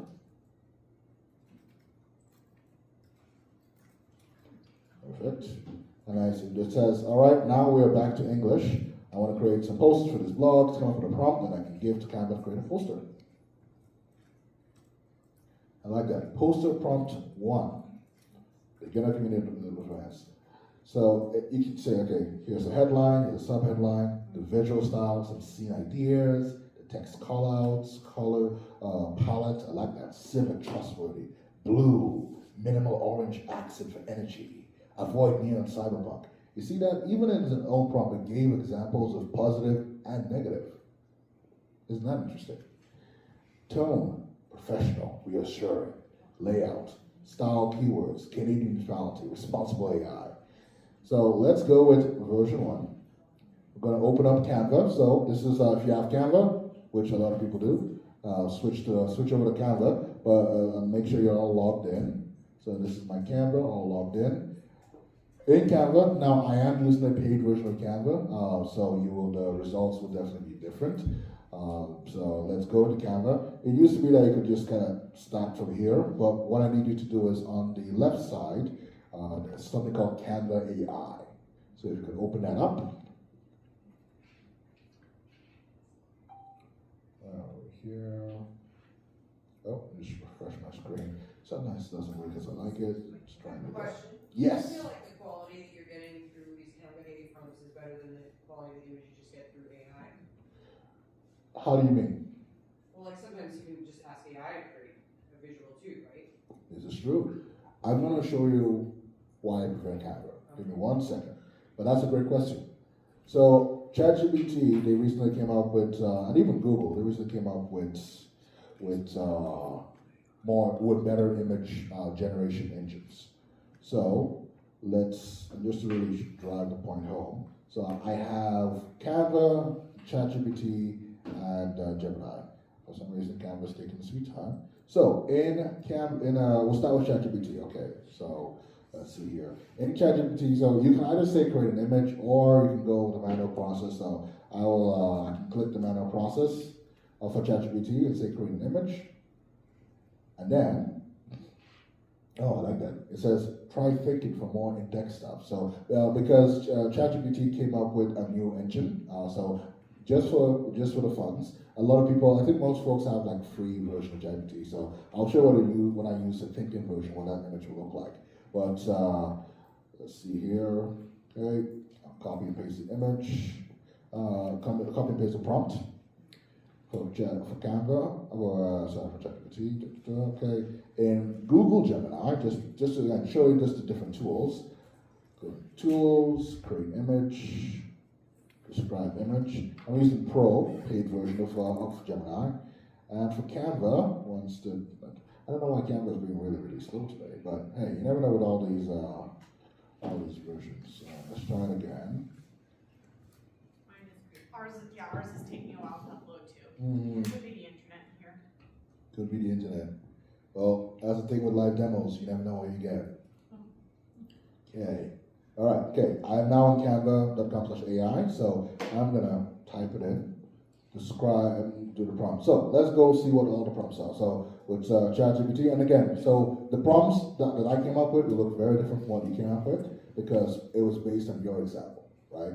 So does everyone have a prompt for the images? Is that a yes? Yes, okay. All right, let's test it out. So we're using Canva, but for fun, if you wanted to also prompt it in ChatGPT, be my guest. So prompting it in Canva and in Google, just to show you guys the differences and how all the models treat it.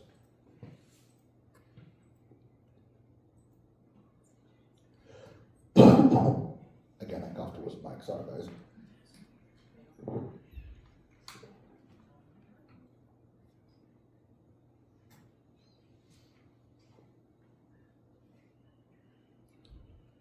It's really taking a sweet time.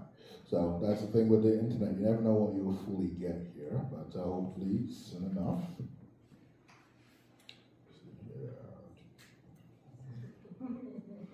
Okay, I'm hearing some laughter, so let's go walk around the room and see what everyone's doing. Has anyone's images come up yet? On my phone. On your phone? All right, let's have a look here. Let's see what we got. Okay. Okay. All right. Anyone else's? The what? Okay.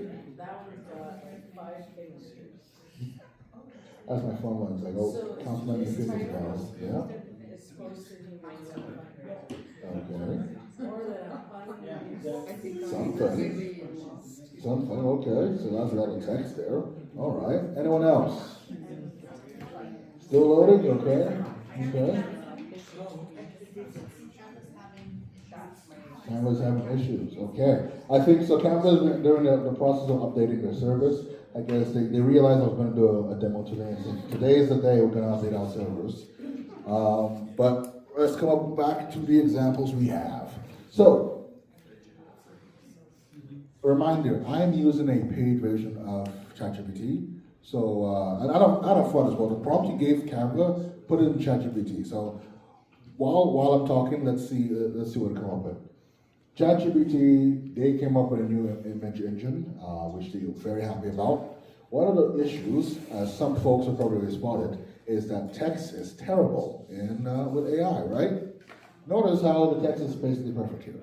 So that's something they've been working on really, really, really hard. You can actually, this looks like a legible poster. It's not something you could grade it easily, but you could grade it. Very easy. I like the little Canadian flag there. Lots of cool stuff.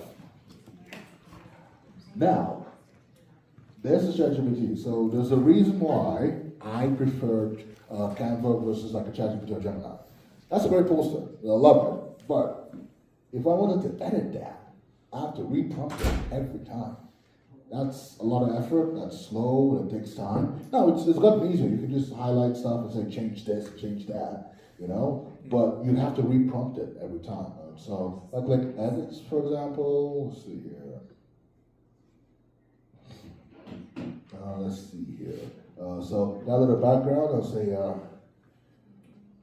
switch background to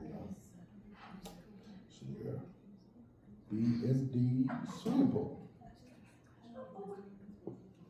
Because why not? So why do it in a border when it can be in the swimming pool? So let's see here. Oh, what happened? So I just have one question to ask. Yes. About Canva and all of that. So my business, we do a lot with people's graphic arts. They create it in Canva. It works great on your computer and all of those things. But is there a prompt that people can put in here that makes it a high resolution file with backgrounds and all the extra stuff that when they send it to me, I can't do anything with it? Okay, so absolutely, they've created something gorgeous, but it's useless. Just saying. So there are a couple of workarounds with that for Canva. One, they could give you access, the login access. Number two is how you download images in Canva matters. So if they're not downloading it to the high specs, it won't come up. Are they using free Canva or paid Canva? I have no idea. All I know is, especially now with hockey teams and all of the community teams and all of that, they create all of these fantastical logos. And then you get it and it is a file that is not, you can't manipulate it, right? So lots of times you need something that's black and white. So I was just wondering. So with that, like I said, the solutions would be either they give you like access to the Canva to be able to just get the file, or like there's a way to share designs through Canva, so that does require a bit more technical information there, but there's a way to share designs. If you have a Canva account, you can share the design to your account, for example, and then you could manipulate it. I don't want to run away with this, but I just think that it's something, I didn't know if there was prompts that could be put in here that would say, make it a EPS type file or a vector file or something to that effect so that the art is then Manipulable. Yeah, that's again with Canva. Once I guess Canva's just not. It's taking us 3 time working today, so we'll have to. That's useless. I know. Okay, we'll have to move along. But with Canva, when people download stuff, they can choose the type. So if they're downloaded as a PNG, they can download it as an SFG or a JPEG or whatever as well. So the different versions. Okay, there we go. So in the meantime, look at all the different options you get. So now with ChatGPT, we get one poster at a time. Even with Google, we got one poster at a time. And actually, at this point, you can kind of see that the ChatGPT poster is actually much better than Google. So this is a Google poster. It's not bad, but compared to what we got in ChatGPT on the first try, so we got a first try, right? Pretty awesome. And I remember what we said. We told it to put everyone in the pool, or near the pool. I like that. So now you're near the pool instead. So we get better results, but again, I'm using the paid version. Yes. Okay, I have a question. This might be too advanced, but let's say you have a poster, but you know it could be better. Is there the capability on Canva to say, can you edit this to make it better, more? I don't even attractive, or can you make it more like the spacing is correct? Because you know how it's so hard sometimes to make all the spacing perfectly aligned with all the spacing in between the white spaces. Or is that too vague and it's not specific enough? There are, so again, Canva is rolling out a new version, which is version 2.0. The thing is, we done rolling out, but it will have some of those capabilities to be able to use AI to do the prompting. Now, is this poster created in a different software and then put it on Canva, or in Canva itself? Either way, so let's say you had a poster in Canva and you created it from scratch, but you know it could be better. Or you think, okay, I need to choose a different font, but I don't know what font to choose. Or I think the spacing should look differently, but I don't know how it should look, or I know I should have a different image, but I don't know what image. Is that asking it too vague of questions, or is it there in the advancement yet to be able to edit something? It's getting there. So let me again, we're going off the beaten path. Yes. I would think that it's sort of possible, Mm-hmm. but you got to remember that the original poster was probably made in Photoshop or something with a million layers. Yeah. And then you flatten it to a JPEG, and by the time you get it, put it in Canva, now it's just a flat file, and AI can't really understand it, I don't think. I'm glad you brought that up. Layers. So a new tool, if my Canvas takes a sweet time to open up, that Canva rolled out in the last month or so, a couple of weeks actually, are what they call magic layers. So you just pointed out, you create something in Photoshop, it has a bunch of layers, that information doesn't get transferred across. Well, with Canva's magic layers, it can guess what each layer is supposed to be. So you can upload something in here and actually do that. Now I'm hoping that the internet works. I almost feel like I have to string it along gradually to be able to kind of port it along. So we'll see if we can get it to work, because that would be cool to show you guys. So that could be another way of, if you had an offline image that was created in a different tool, you could drag it into Canva and then work from there. Additionally, what you could also do, a lot of the browsers now, Copilots and Google Chrome, they now have like an AI mode. So I could say, I should be able to say, there we go, looking at this.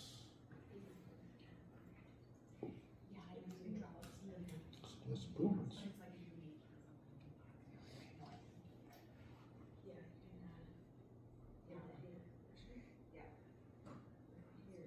So I just asked the Gemini AI in the browser, looking at my screen, to come up with some improvements for the poster.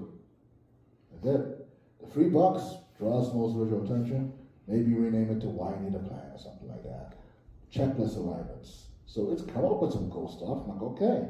So this is a new capability that wasn't possible way back. So I'm using Google Chrome, but if Google Chrome or Microsoft Edge, they both have AI embedded in their browsers now that can see what you're doing on the screen or in that particular tab and provide feedback information.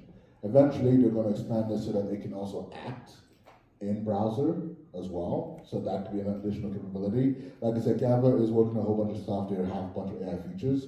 So for example, with Canva now, so you can make flat designs editable with magical layers. So let me see here. So if we go into, so for this, maincanva.com, you click on magic layers, select media. See here. See what it comes up with. So you should be able to upload something or create something new. So let's go in and create, mess around with, let's do it with a logo. Again, I don't know how this will work, but let's test it out together, shall we? So,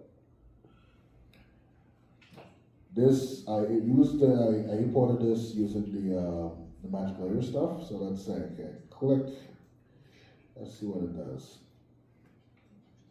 Now, the way they advertise it is that it should be able to pick out every individual element and layers, and you should be able to kind of mess around with it as well. Of course, the internet's slow, so it might take a while. And this is another reason why I get more excited about on-device AI, because right now I'm relying on the internet, on Canva's servers. If their servers are down and it's going through updates or whatever, it's going to affect my work. Okay, let's see what's going on. So I don't fully trust it per se. So let's see here. Let's do brush. Okay, let's select. Let's do this. Select this. Okay. Now I should be able to do magic grab.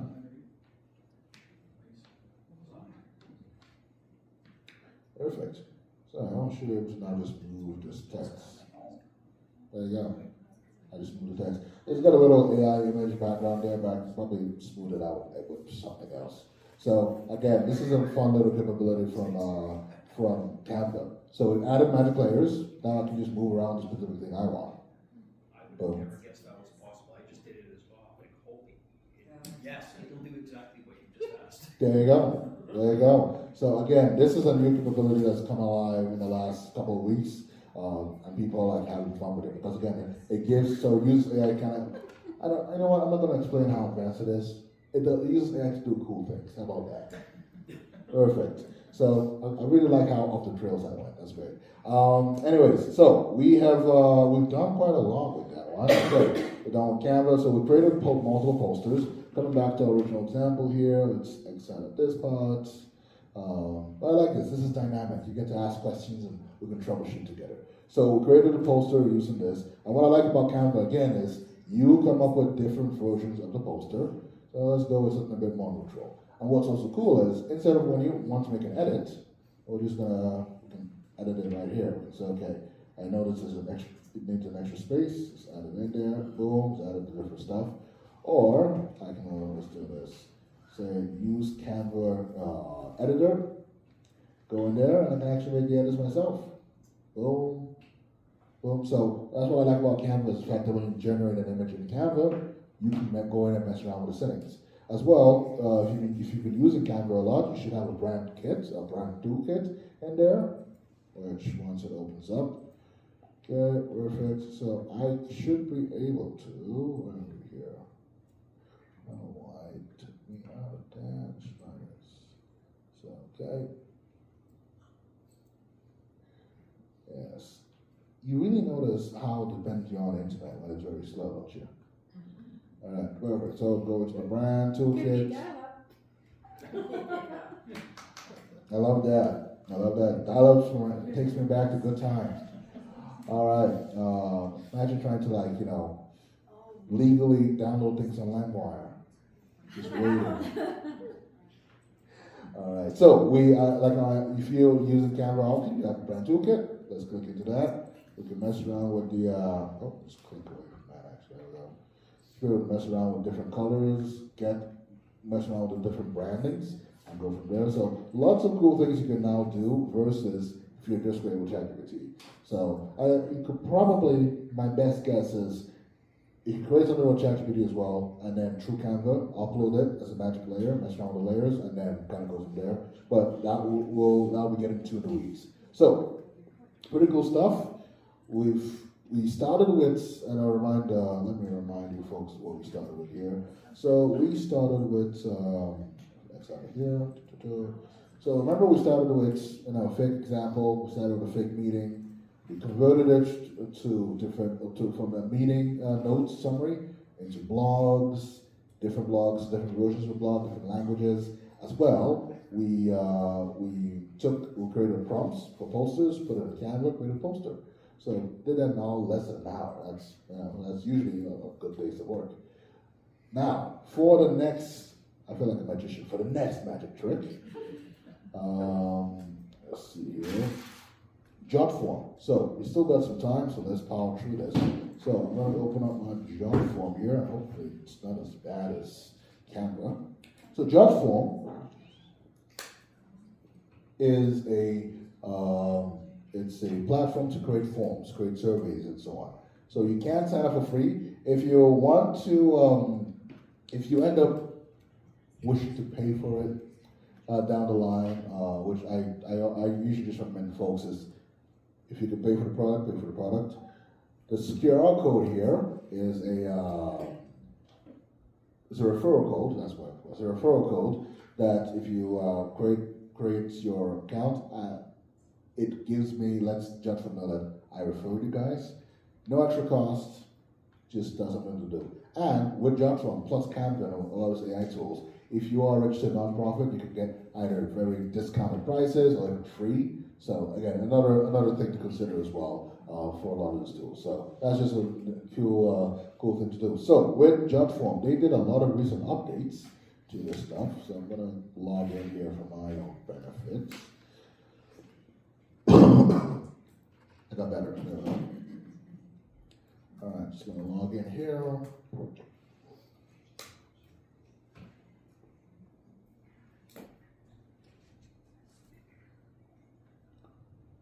Yeah, that's good. All right, so Jotform has an AI agent called Podu.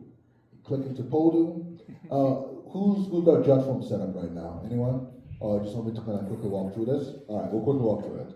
So with Jotform, you can create forms. Well, why do you need some forms? You need surveys, you need just really any other thing you need, like surveys, voluntary and take registration. Let's do surveys. We're going to do a live feedback survey. So it's like, okay, let's do this fun part. Again, why type when we can talk, right? Hi, how can I help you?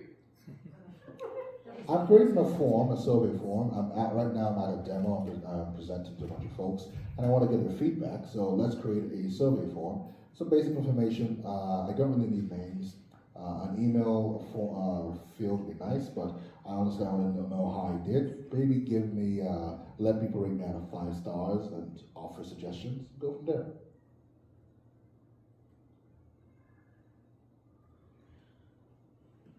Perfect. Let's see here. Now, what should have happened is what usually I should have prompted me to do that, but nevertheless, I just spaced it. Boom. Actually did pretty good, honestly. Let's see here. Okay. I'll create a simple live demo feedback for you with optional field, blah, blah, blah, blah. Okay, let's pop this out and see what it's doing. I feel like the internet is actually so. Let's see. Okay. Go ahead and create the form.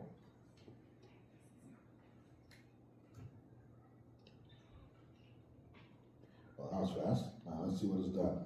So when it created the form, it should have popped up in my main dashboard here. Just hit a refresh.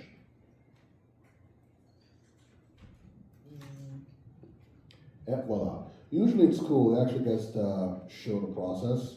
So let me see here. Let me see if we can get that part. Let's see here.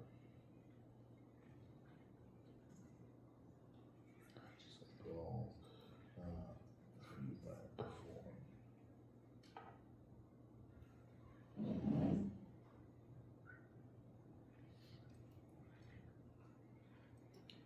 Takes longer than 30 seconds. I'll just go open the form. Oh, okay, there you go. I feel like it's more magical to watch it create a form versus just saying, oh, I did the work. I'm like, no, I want you to show my work, show the work.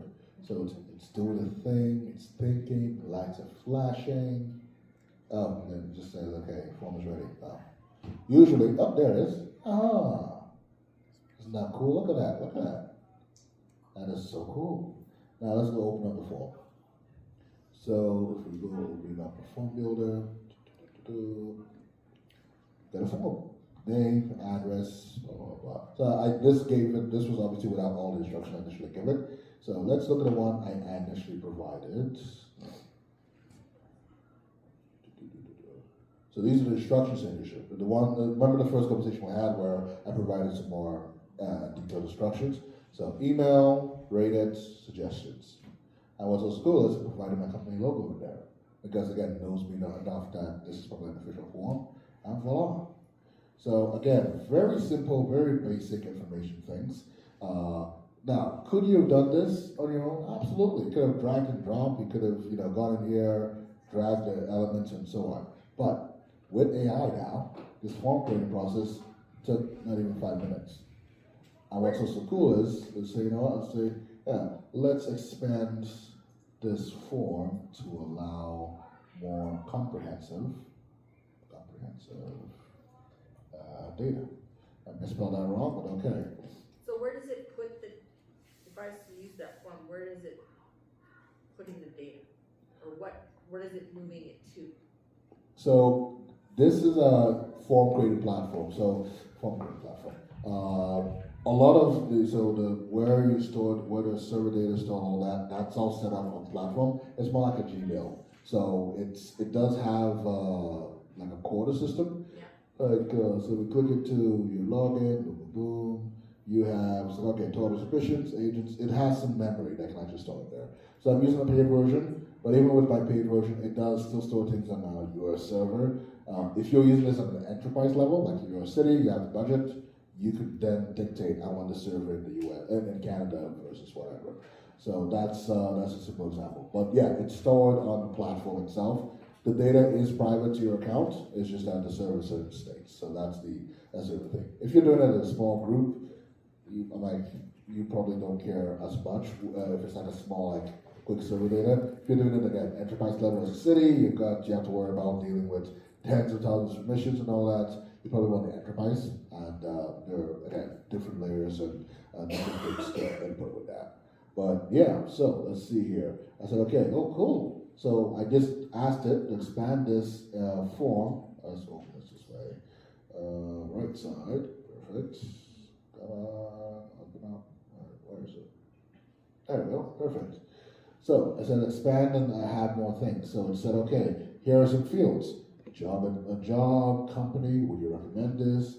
Primary goal. So you know what, we can just tap this all in here. Let's say, let's add all these fields in because why not? Add 6 questions. Now it's thinking, let's think further. Okay, so now you've built this, but how do you, so can you add that form to every single email you send out to your clients? How are you moving that? I'll show you. Give me 10 seconds here. Once it's done, perfect, let's say. 2 common choices. I like that it does come back and ask me for what do you want here?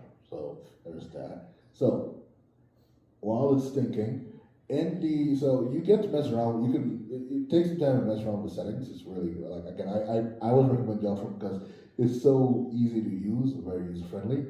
For the publish option, so if you click publish, you can share it as a quick link, right? Just copy and paste the link. You can do it as PDF. As a QR code.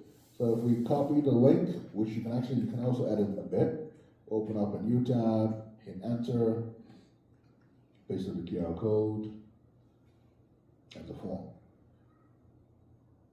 And it's added the questions in there as well that you wanted. So I just let you guys actually view that. So I don't know if you're able to view, there we go. If you wanted to scan the QR code, you can also check the form out yourself.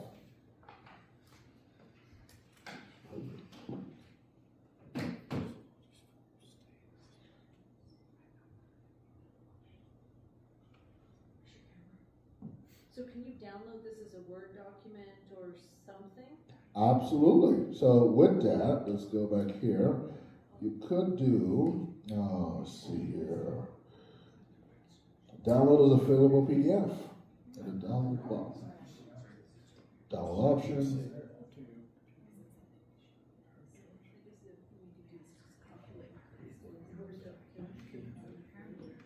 So then all the submissions stay in Jotform? Yes. So we would log into our Jotform to see? Yes. What You'll get it, yes. You'll get the information as a table. And I'll show you briefly what that looks like while that's opening up here. Jotform. Design changes will affect your actual form. Okay, that's what we're wanting. Perfect. Down, so now that it's gotten enough, I'll hit download. So when the submissions come in, if you click submissions, for example, you get a nice little table view. You know what? This data is empty, so let me show you what a real one looks like.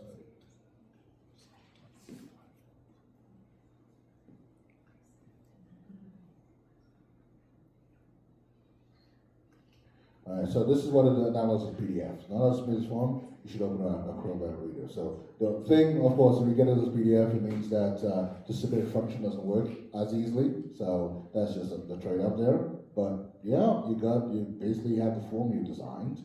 All this information's there. Same thing. It messes around with some settings, so clearly it still has some work to do for PDF. But if you want something quick, simple, and dirty, you got that as well. So yeah, this is what the form looks like. So it presents it as a table. All these columns are basically all the questions you would have asked, and kind of just go from there. So very simple, very straightforward stuff. Again, we can mess around with this as much as we want, but I just want to make sure that you have access to this tool and the capabilities it has to offer. Okay, there, perfect. Okay, so with this, we created a simple form with Jotform. We can collect the data. You can collect data with, once you get people to submit a survey, get the data, you can analyze that data with AI. Again, just without time, we won't be able to go through that as much.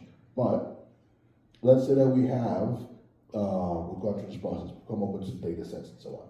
So let me go back to our old trusty ChatGPT here and say, okay. All right, so based on this poster communication, let's say we did a survey and we've got some survey results. Come up with what the raw results would look like and provide the analysis of those results.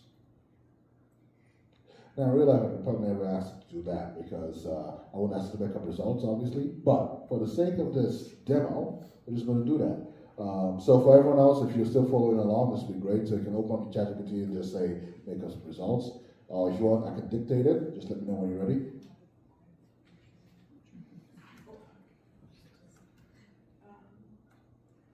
I'm out of things because I had to breathe. Oh. I have too many things. I'm sorry. So, okay, so for the person using ChatGPT, based on the blog and communication piece, let's say we did a survey and we have several results. Come up with the raw results of what that might look like, and then provide analysis based on those results. Did you get it? All right. We'll just kind of progress along here. I want to make sure I don't keep you guys too long. So this is one part. So I have it on thinking mode now, so that way you can actually take some time to think this through. While it is doing that,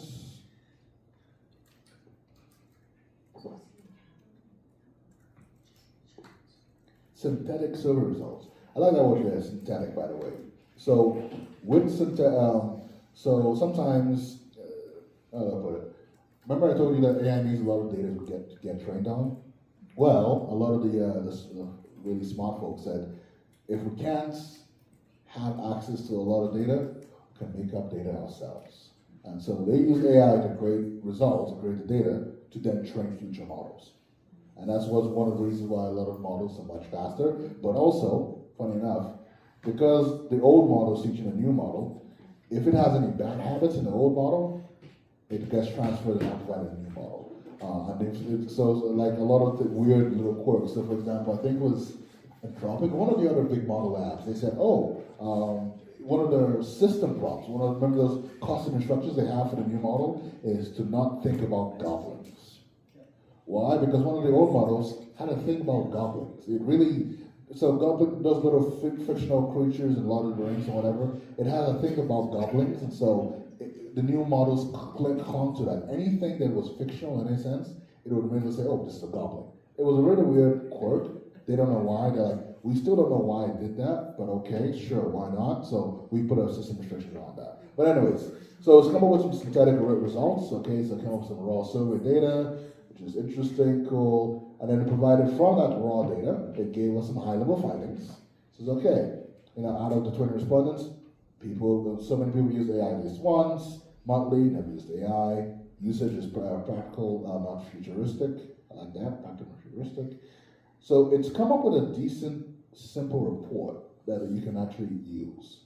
So I'm gonna, just for the sake of time here, I'm gonna shorten this up here. So with this, what I'm going to do is go to Gemini, let's go here. Oh, there we go. While you're switching over to that too, the forms within Microsoft Office Suite also does the same thing. With AI now? Yeah. Okay, good. So I just pulled it up because I have used it before and it didn't have it. But yeah, you can now it does. Draft with Copilot. Perfect. So again, they're all in a race. So Jotform had it first, and now Microsoft's like, it's funny how the small companies like, we got this first, and Microsoft's like, no, we have it now. Yeah. But we're taking it out of office. Perfect. So it's gone and given us some results. So what I'm going to do is, now imagine you had to present these findings to council or your board. That's a lot of data. Let's, they know the best way to do that. Let's make this into something, let's make it into a PowerPoint. So I'm going to say, create a PowerPoint out of the following. Again, I know I'm typing, but sure, out of the following. There we go. So I'm just going to copy and paste all that data in there. Hit submit. So now I'm using Google Gemini. So Google in the last week or so just created this made a few updates to their models. Now, I've been told free and paid should have it. I'm using the paid version, but let's see what it does. By the way, while that's having fun, something that's new, that's a capability I want everyone to be aware of is something called vibe coding. So vibe coding is a mix of two words, vibes and coding. We all know what coding is, roughly. Vibes are essentially doing things by feelings, just by description. So when you put those two together, vibe coding, it means you can now code by just giving it raw instructions. So in this situation, for fun, I'm just going to say, you don't have to dictate this, but I just want to show you guys what's now capable. So I'm on ChatGPT Thinking Mode Extended. Could you make an HTML survey based on the possible questions that the survey goers would have had to answer? I just want to show this as a demo to the class right now. Go ahead. Okay. Who knows what HTML is? Okay. So HTML is the language most of the internet is built on. So it's what you see used for websites and so on. A lot of people don't know what it is or code in it, don't care about it. But whenever you go to a tool, like a Wix or Squarespace or whatever to design a website, it usually does an HTML or Java, so on and so forth. So we're gonna get it to do a quick, do something there. We're gonna come back to that magic. Let's go to, okay. Awesome. So all the data we gave to ChatGPT, that ChatGPT gave us, we turned it into a PowerPoint by just asking Google to create a PowerPoint out of it. Responsible AI adoption survey. State of AI at North River. The 90% reality. Look at that. 13 slides, high quality. This is something you use this minute to stay up all late to do. It's created everyday admin support, the knowledge gap, the verification habits, the privacy warning signs. It's created a good decent slides. So now you've turned that report, which is cumbersome and terrible and all that fun stuff, into some slideshows by just asking it to do it through Google. But the fun doesn't stop there. So what I'm going to do next is I'm going to export this to slides. So what that allows me to do is I can actually now, once it's exported, I should now be able to go into my Google Slides and actually edit it, and actually make something out of it. As well, you can also download it as well if you want to do a download copy. That's cool. So while it's creating that, let's go in here. Perfect. Okay, good. So let's go. Okay, we'll be back to that one. All right, open slides. Perfect. So now we have our slides. We can go in and actually edit the text, move things around. Pardon me. Move things around, and so on and so forth. Obviously, you want to, the usual, check the data, verify the sources, make sure all the facts are good. You have this wonderful presentation, all prepared, and yet the council members might not pay attention. What else are we going to do? Well, what if we could make it a video? So Google, if you, and this one is a fun one. So the URL is vids.new. So if you type vids.new, it's again, it's connected to your Google account. And when you type vids.new, it should come up with something like this. So what I'm going to do is I'm going to say convert slides. It's probably going to ask me to import the slides. So it gets it in here. Okay.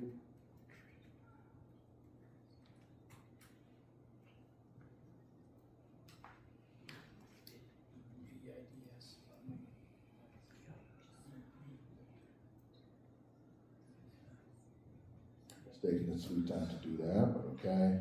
While it's doing that, let's see how long it takes. Okay. While it's doing that, so remember we were talking about creating forms and so on, but this isn't just for forms. Let's say you have an idea for a program. Let's say you're doing a job interview and you had to interview 100 clients, 100 potential new hire, 100 candidates. There we go. You could do what you usually do, which is you have a document with the questions, you fill it out each time, get it all sorted, whatever. Or you could go into the ChatGPT and say, hey, here are my interview questions. Could you make me a program? I like to say HTML program because then it's openable by all web browsers. So make me an HTML program based on these questions. Make sure I can save a PDF out of it. And you will probably get something like this. So I went and instead of creating a survey in Jotform, which I could if I wanted to, let's say you wanted to create a survey and make sure it's downloadable, right? That people could, that you could print it out, save it as PDF, whatever. So you do that. We recreated those questions in here. And now it says submit survey results. So I should now be able to, I'll just tweak it. Okay. Make the submit button be a PDF downloader.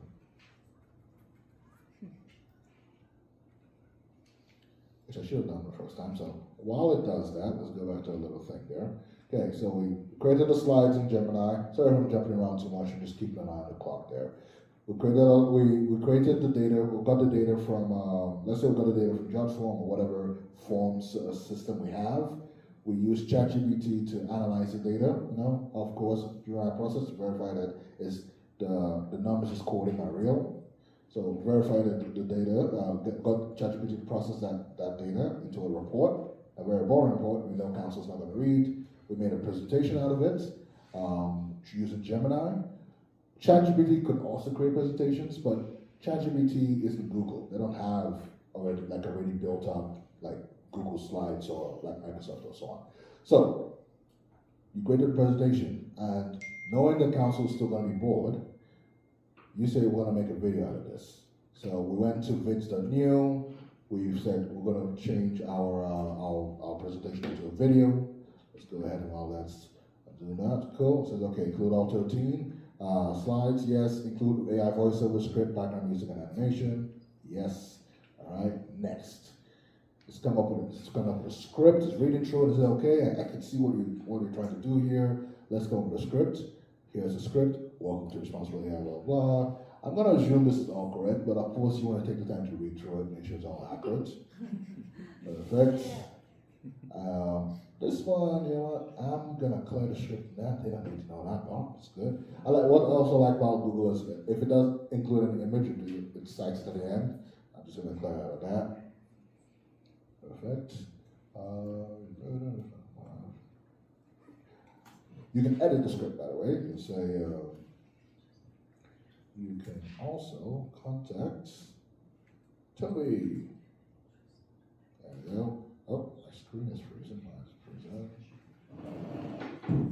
Perfect. All right. So we'll scroll down to the bottom here. It says, okay, do you want animations? Well, yes, I do. I want animations. Create the draft video. It's rolling, making everything consistent. I like that. Organizing content, smoothing things out. Clearly, it has no thinking words. This is really great. So while that's going on, let's go back to our prompt here. How long can those videos be? I've not tested the limits, but you can. You can feel free to test the limits. So we're doing 13 slides. We'll see how long we create. So it's created a 2-minute video, 2 minutes, 12 seconds. I've done up to 2 minutes, 30 or 40 seconds. You can probably go longer, but I haven't tested it out. So let's see this video. Can you add music to that video, or You can. Welcome to the Responsible AI Adoption Survey video for the North River Community Recreation Center. We will review the staff survey analysis and the 2024 roadmap. This section covers the current state of AI at North River, focusing on usage habits and the current landscape. We are operating in the 90% reality, where AI adoption is present. 18 out of 20 respondents have used AI at least once for work, and over half use it daily or weekly. AI is providing everyday admin support in 4 main areas: communication, content creation. It's a real video. And again, so this is something you can download, you can send it to council and say, we know you're not going to read the report. You're too busy to read the report. You might miss my presentation, but here's the video. Just make sure to have that. So again, you don't have to be the one behind the camera recording, like me. I have a stupid question.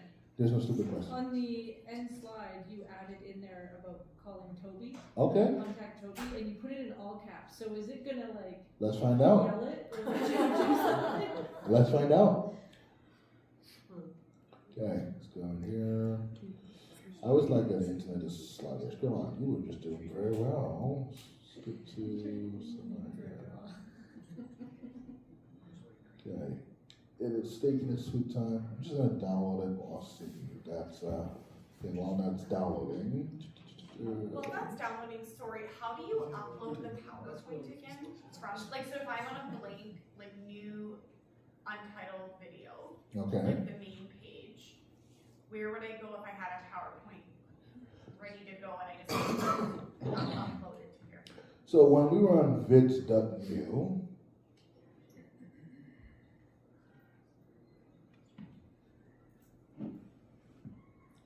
hello Toby, let's start creating, like that.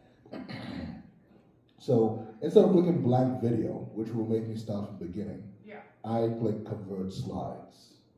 Oh. Yes, because when I click convert slides, then I could import my Google slides. Okay. Yes. And does it have to be Google Slides? It can't be PowerPoint presentation? You might be able to upload your own slides. Okay. So you can try that. I've always just done it through Google because it's all connected. Yeah, of course. But you should probably be able to upload your own slides. So pretty cool stuff. Now, so we'll go back to the video here. We had the download. We had a question about that. Let's get to that question now, shall we?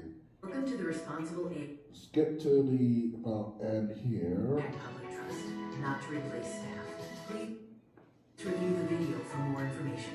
You can also contact Toby. There you go. I added an exclamation mark. So it didn't really care about the capitals, it cared about exclamation mark. So there's your answer. Perfect. Awesome, awesome. So again, simple stuff. You can make the edits here, go from there. But it's a fairly simple and intuitive process. I was going to show you something a bit more where you would start from fresh and create it, but I talk too much, so the time just kept going. All right, where are we here? So that HTML, update HTML demo. Just gonna exit out of that again. HTML demo. Perfect. All right, preview. Okay, great, awesome. So the HTML demo. So this is all code that was written. It can run this code locally on your computer. I use this, for example, for to create something that these are all clickable, so select all the options, and then when I'm done, I hit download. Oh, there we go. I like that. I had a requirement process. I didn't think about that. Okay, let's say admin, full-time staff, and I should now be able to just hit download. Oh wow. All right, let's answer the questions. ChatGPT, job posting. I'll give him a 4. Okay, let's do that 4 again. That's cool. I didn't even ask it to do that, by the way. It just realized, oh, the questions is probably they're important enough that you might actually want to answer that. Okay, let's see here. Download gives you a nice little summary. Look at that. Good. Appear ready. I like that it did that. They appear ready to do this. Again, I didn't code it for that, but it's read through it and gave you a nice little summary. And so now I should be able to, let's see here. Yeah, nobody is anywhere. So I should be able to hit download. Let's see here. Might be tricky, maybe. I should be able to hit download and get a PDF. What's cool is we could probably go back and forth and make sure it does that. But I just want to show that it is possible to now create your own programs or software for a particular need. So that's really what I'm going to start getting out there. Because a lot of times, if you have some cool idea you want to try, you would have to go to IT and they will say, yeah, we'll get back to you. And then they never get back to you. So now you can at least have a little bit of those IT guys. But now you can actually have a little bit of a demo. Say, hey, this is what I'm thinking, this is what I want to do, and go and run with it. So that's pretty cool stuff. Now let's go back here. So let me just make sure that we are on track there. Demo, okay, Gemini, awesome. So we did demo 5. I'm gonna skip a quick demo here. Just no time to do it. I wanted to really show this cool one, but I guess you just have to bring me back for more. Because I really wanted to, you know what? We have 2 seconds here. Wow, let's do this. Let me just show you a bit of the hint. I wanted to do that. So, with that survey data that we made up, we've done a couple of things. We've made it a report, we made it a presentation, we made it a video, but we can always take it an extra step further. So let's say we wanted to create in Google or ChatGPT, they call them GPTs, or in Google they call them gems. We can do that. So with AI, like I said, it knows a lot. It has a lot of the information, but let's say that you want to go even a step further. So if we go into gems, so this is in Google, it's called Gem Manager. I'll create a new gem. In ChatGPT, it is called, one second here, just make sure I have all the right data. Paste. In ChatGPT, it is called creating a GPT. And in Copilot, it's current Copilot agent. So what I'm about to show you is how to turn knowledge bases, static knowledge bases, into something that's more living. Alright, let's go in here.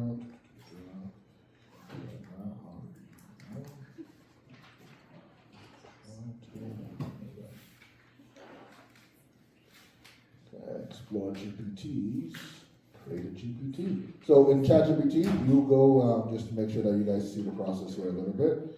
Let's go back. Okay, I open up my sidebar. Reopen again. Reopening. There we go. So out of here. Okay. I open up the sidebar. I click Explore GPTs. I said create a GPT. And then in Google, I just let's see here. I created went to gems, expanded it gems. Okay, so same given name. So we'll say we're going to give it the survey gem. You answer questions based on the gem. Based on the, oh, sorry, I'm out of here. Working knowledge. So, I'm going to create a Word document real quick here. So I copied and pasted the breakdown of the information for that we actually used to create that survey. I mean the analysis of the survey. I'm going to say we have a quick report. So synthetic survey results, perfect. Save my document. I'll go find it later. Okay. I'm uploading that knowledge base. So say example. You answer questions directly about the survey data. So usually you provide a bit more data than this. Yes. So you're creating, like when you go to a website and a little box pops up and says you have questions, you're creating that? Yes. I'm creating a very light version of that, but yes. Okay. So I'm showing you how to do it both with ChatGPT and Gemini. So let's see here. Okay, what do you want to create? A survey gem. Okay. All right. Based on the survey data. So usually again you would take the time to think this through, but we are doing this on the clock here. Okay, let's doing that. It's given special instructions, default tool. You can actually choose what kind of tool it is. I'll say no default tool for now, but I'll create the knowledge base, upload the file, and it is called. Where's the document here? Synthetic survey results.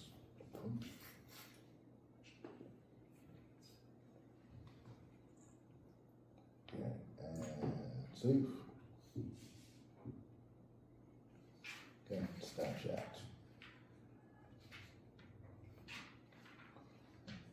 What are the recommendations?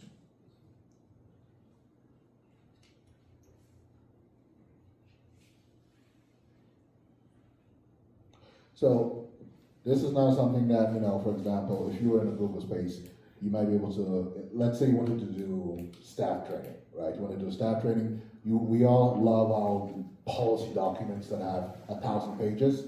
You could train an AI agent either in Copilot, in Gemini, or in ChatGPT, whatever service you're using, or platform you're using, based on the policies to say, hey, take our policy and make it living. So now members, or staff community, can now go in and ask questions and say, okay, hey, based on the situation, what does the policy say about this? And you make it more living. So again, this wasn't too hard to create, but it pulled up the data that we had and actually came up with something. So I'll say, explain like I am 5, use bullet points. Okay. I like to use bullet pins. Think of this as a how people community center and using the new robot helpers, AI. Everyone is already using the robots. We use them for simple chores. People aren't sure how to stay safe. The robots make mistakes, and we need a robot. We need a robot school. The big rule should be humans are the boss. Start with easy stuff. So again, that big boring report we had, we can now use the AI model to do a bit more with it. So similar, you can do a similar thing in here. So I'm going to configure like that. So configure this. Similar rule with ChatGPT. I'm going to do the same thing here. So I'll do that. What's cool is with ChatGPT's case, again, it has way more instructions in there, but again, just wanted to show you guys that. So, see, let it upload, and I'll create it, and we'll probably do the same thing. I'll say only me for now. Save. Okay, all right, view GPT, all right, awesome. Again, similar things. We'll say, okay, do instant. Explain the results like I am 5. Boom. Same thing. So again, you can take this, you can take a policy document, create either ChatGPT, GPT out of it, you can create a Google Gemini gem out of it, or Copilot. I didn't get to do Copilot, but it's a similar process. So again, just wanted to get you guys to start thinking about other ways you can make the most out of this. I was going to get you guys to present your stuff. Aren't you lucky? We're running out of time. So I will just get to the final slide here, which is, this has been fun. I didn't think I could do 2.5 hours of talking with no breaks, but we did it. So feel free to, again, you can check out my book on Amazon. If you wanted to get it in person, you can come up and we can have a chat about that. As well, the middle QR code there, if you wanted to, I know they've given you guys some survey sheets, which is great. If you wanted to also complete my own survey sheet as well and let me know how I'm doing, that's also perfect. And if you have LinkedIn and want to connect, please do. As well, that's my website, that's my name. I'm Toby, and it's been a pleasure working with you guys. Thank you. Well, thanks to all of you for coming out and for all the volunteering that you do for our communities and making them great. So again, thanks to Toby. Just to let you know about a couple of things that are coming up.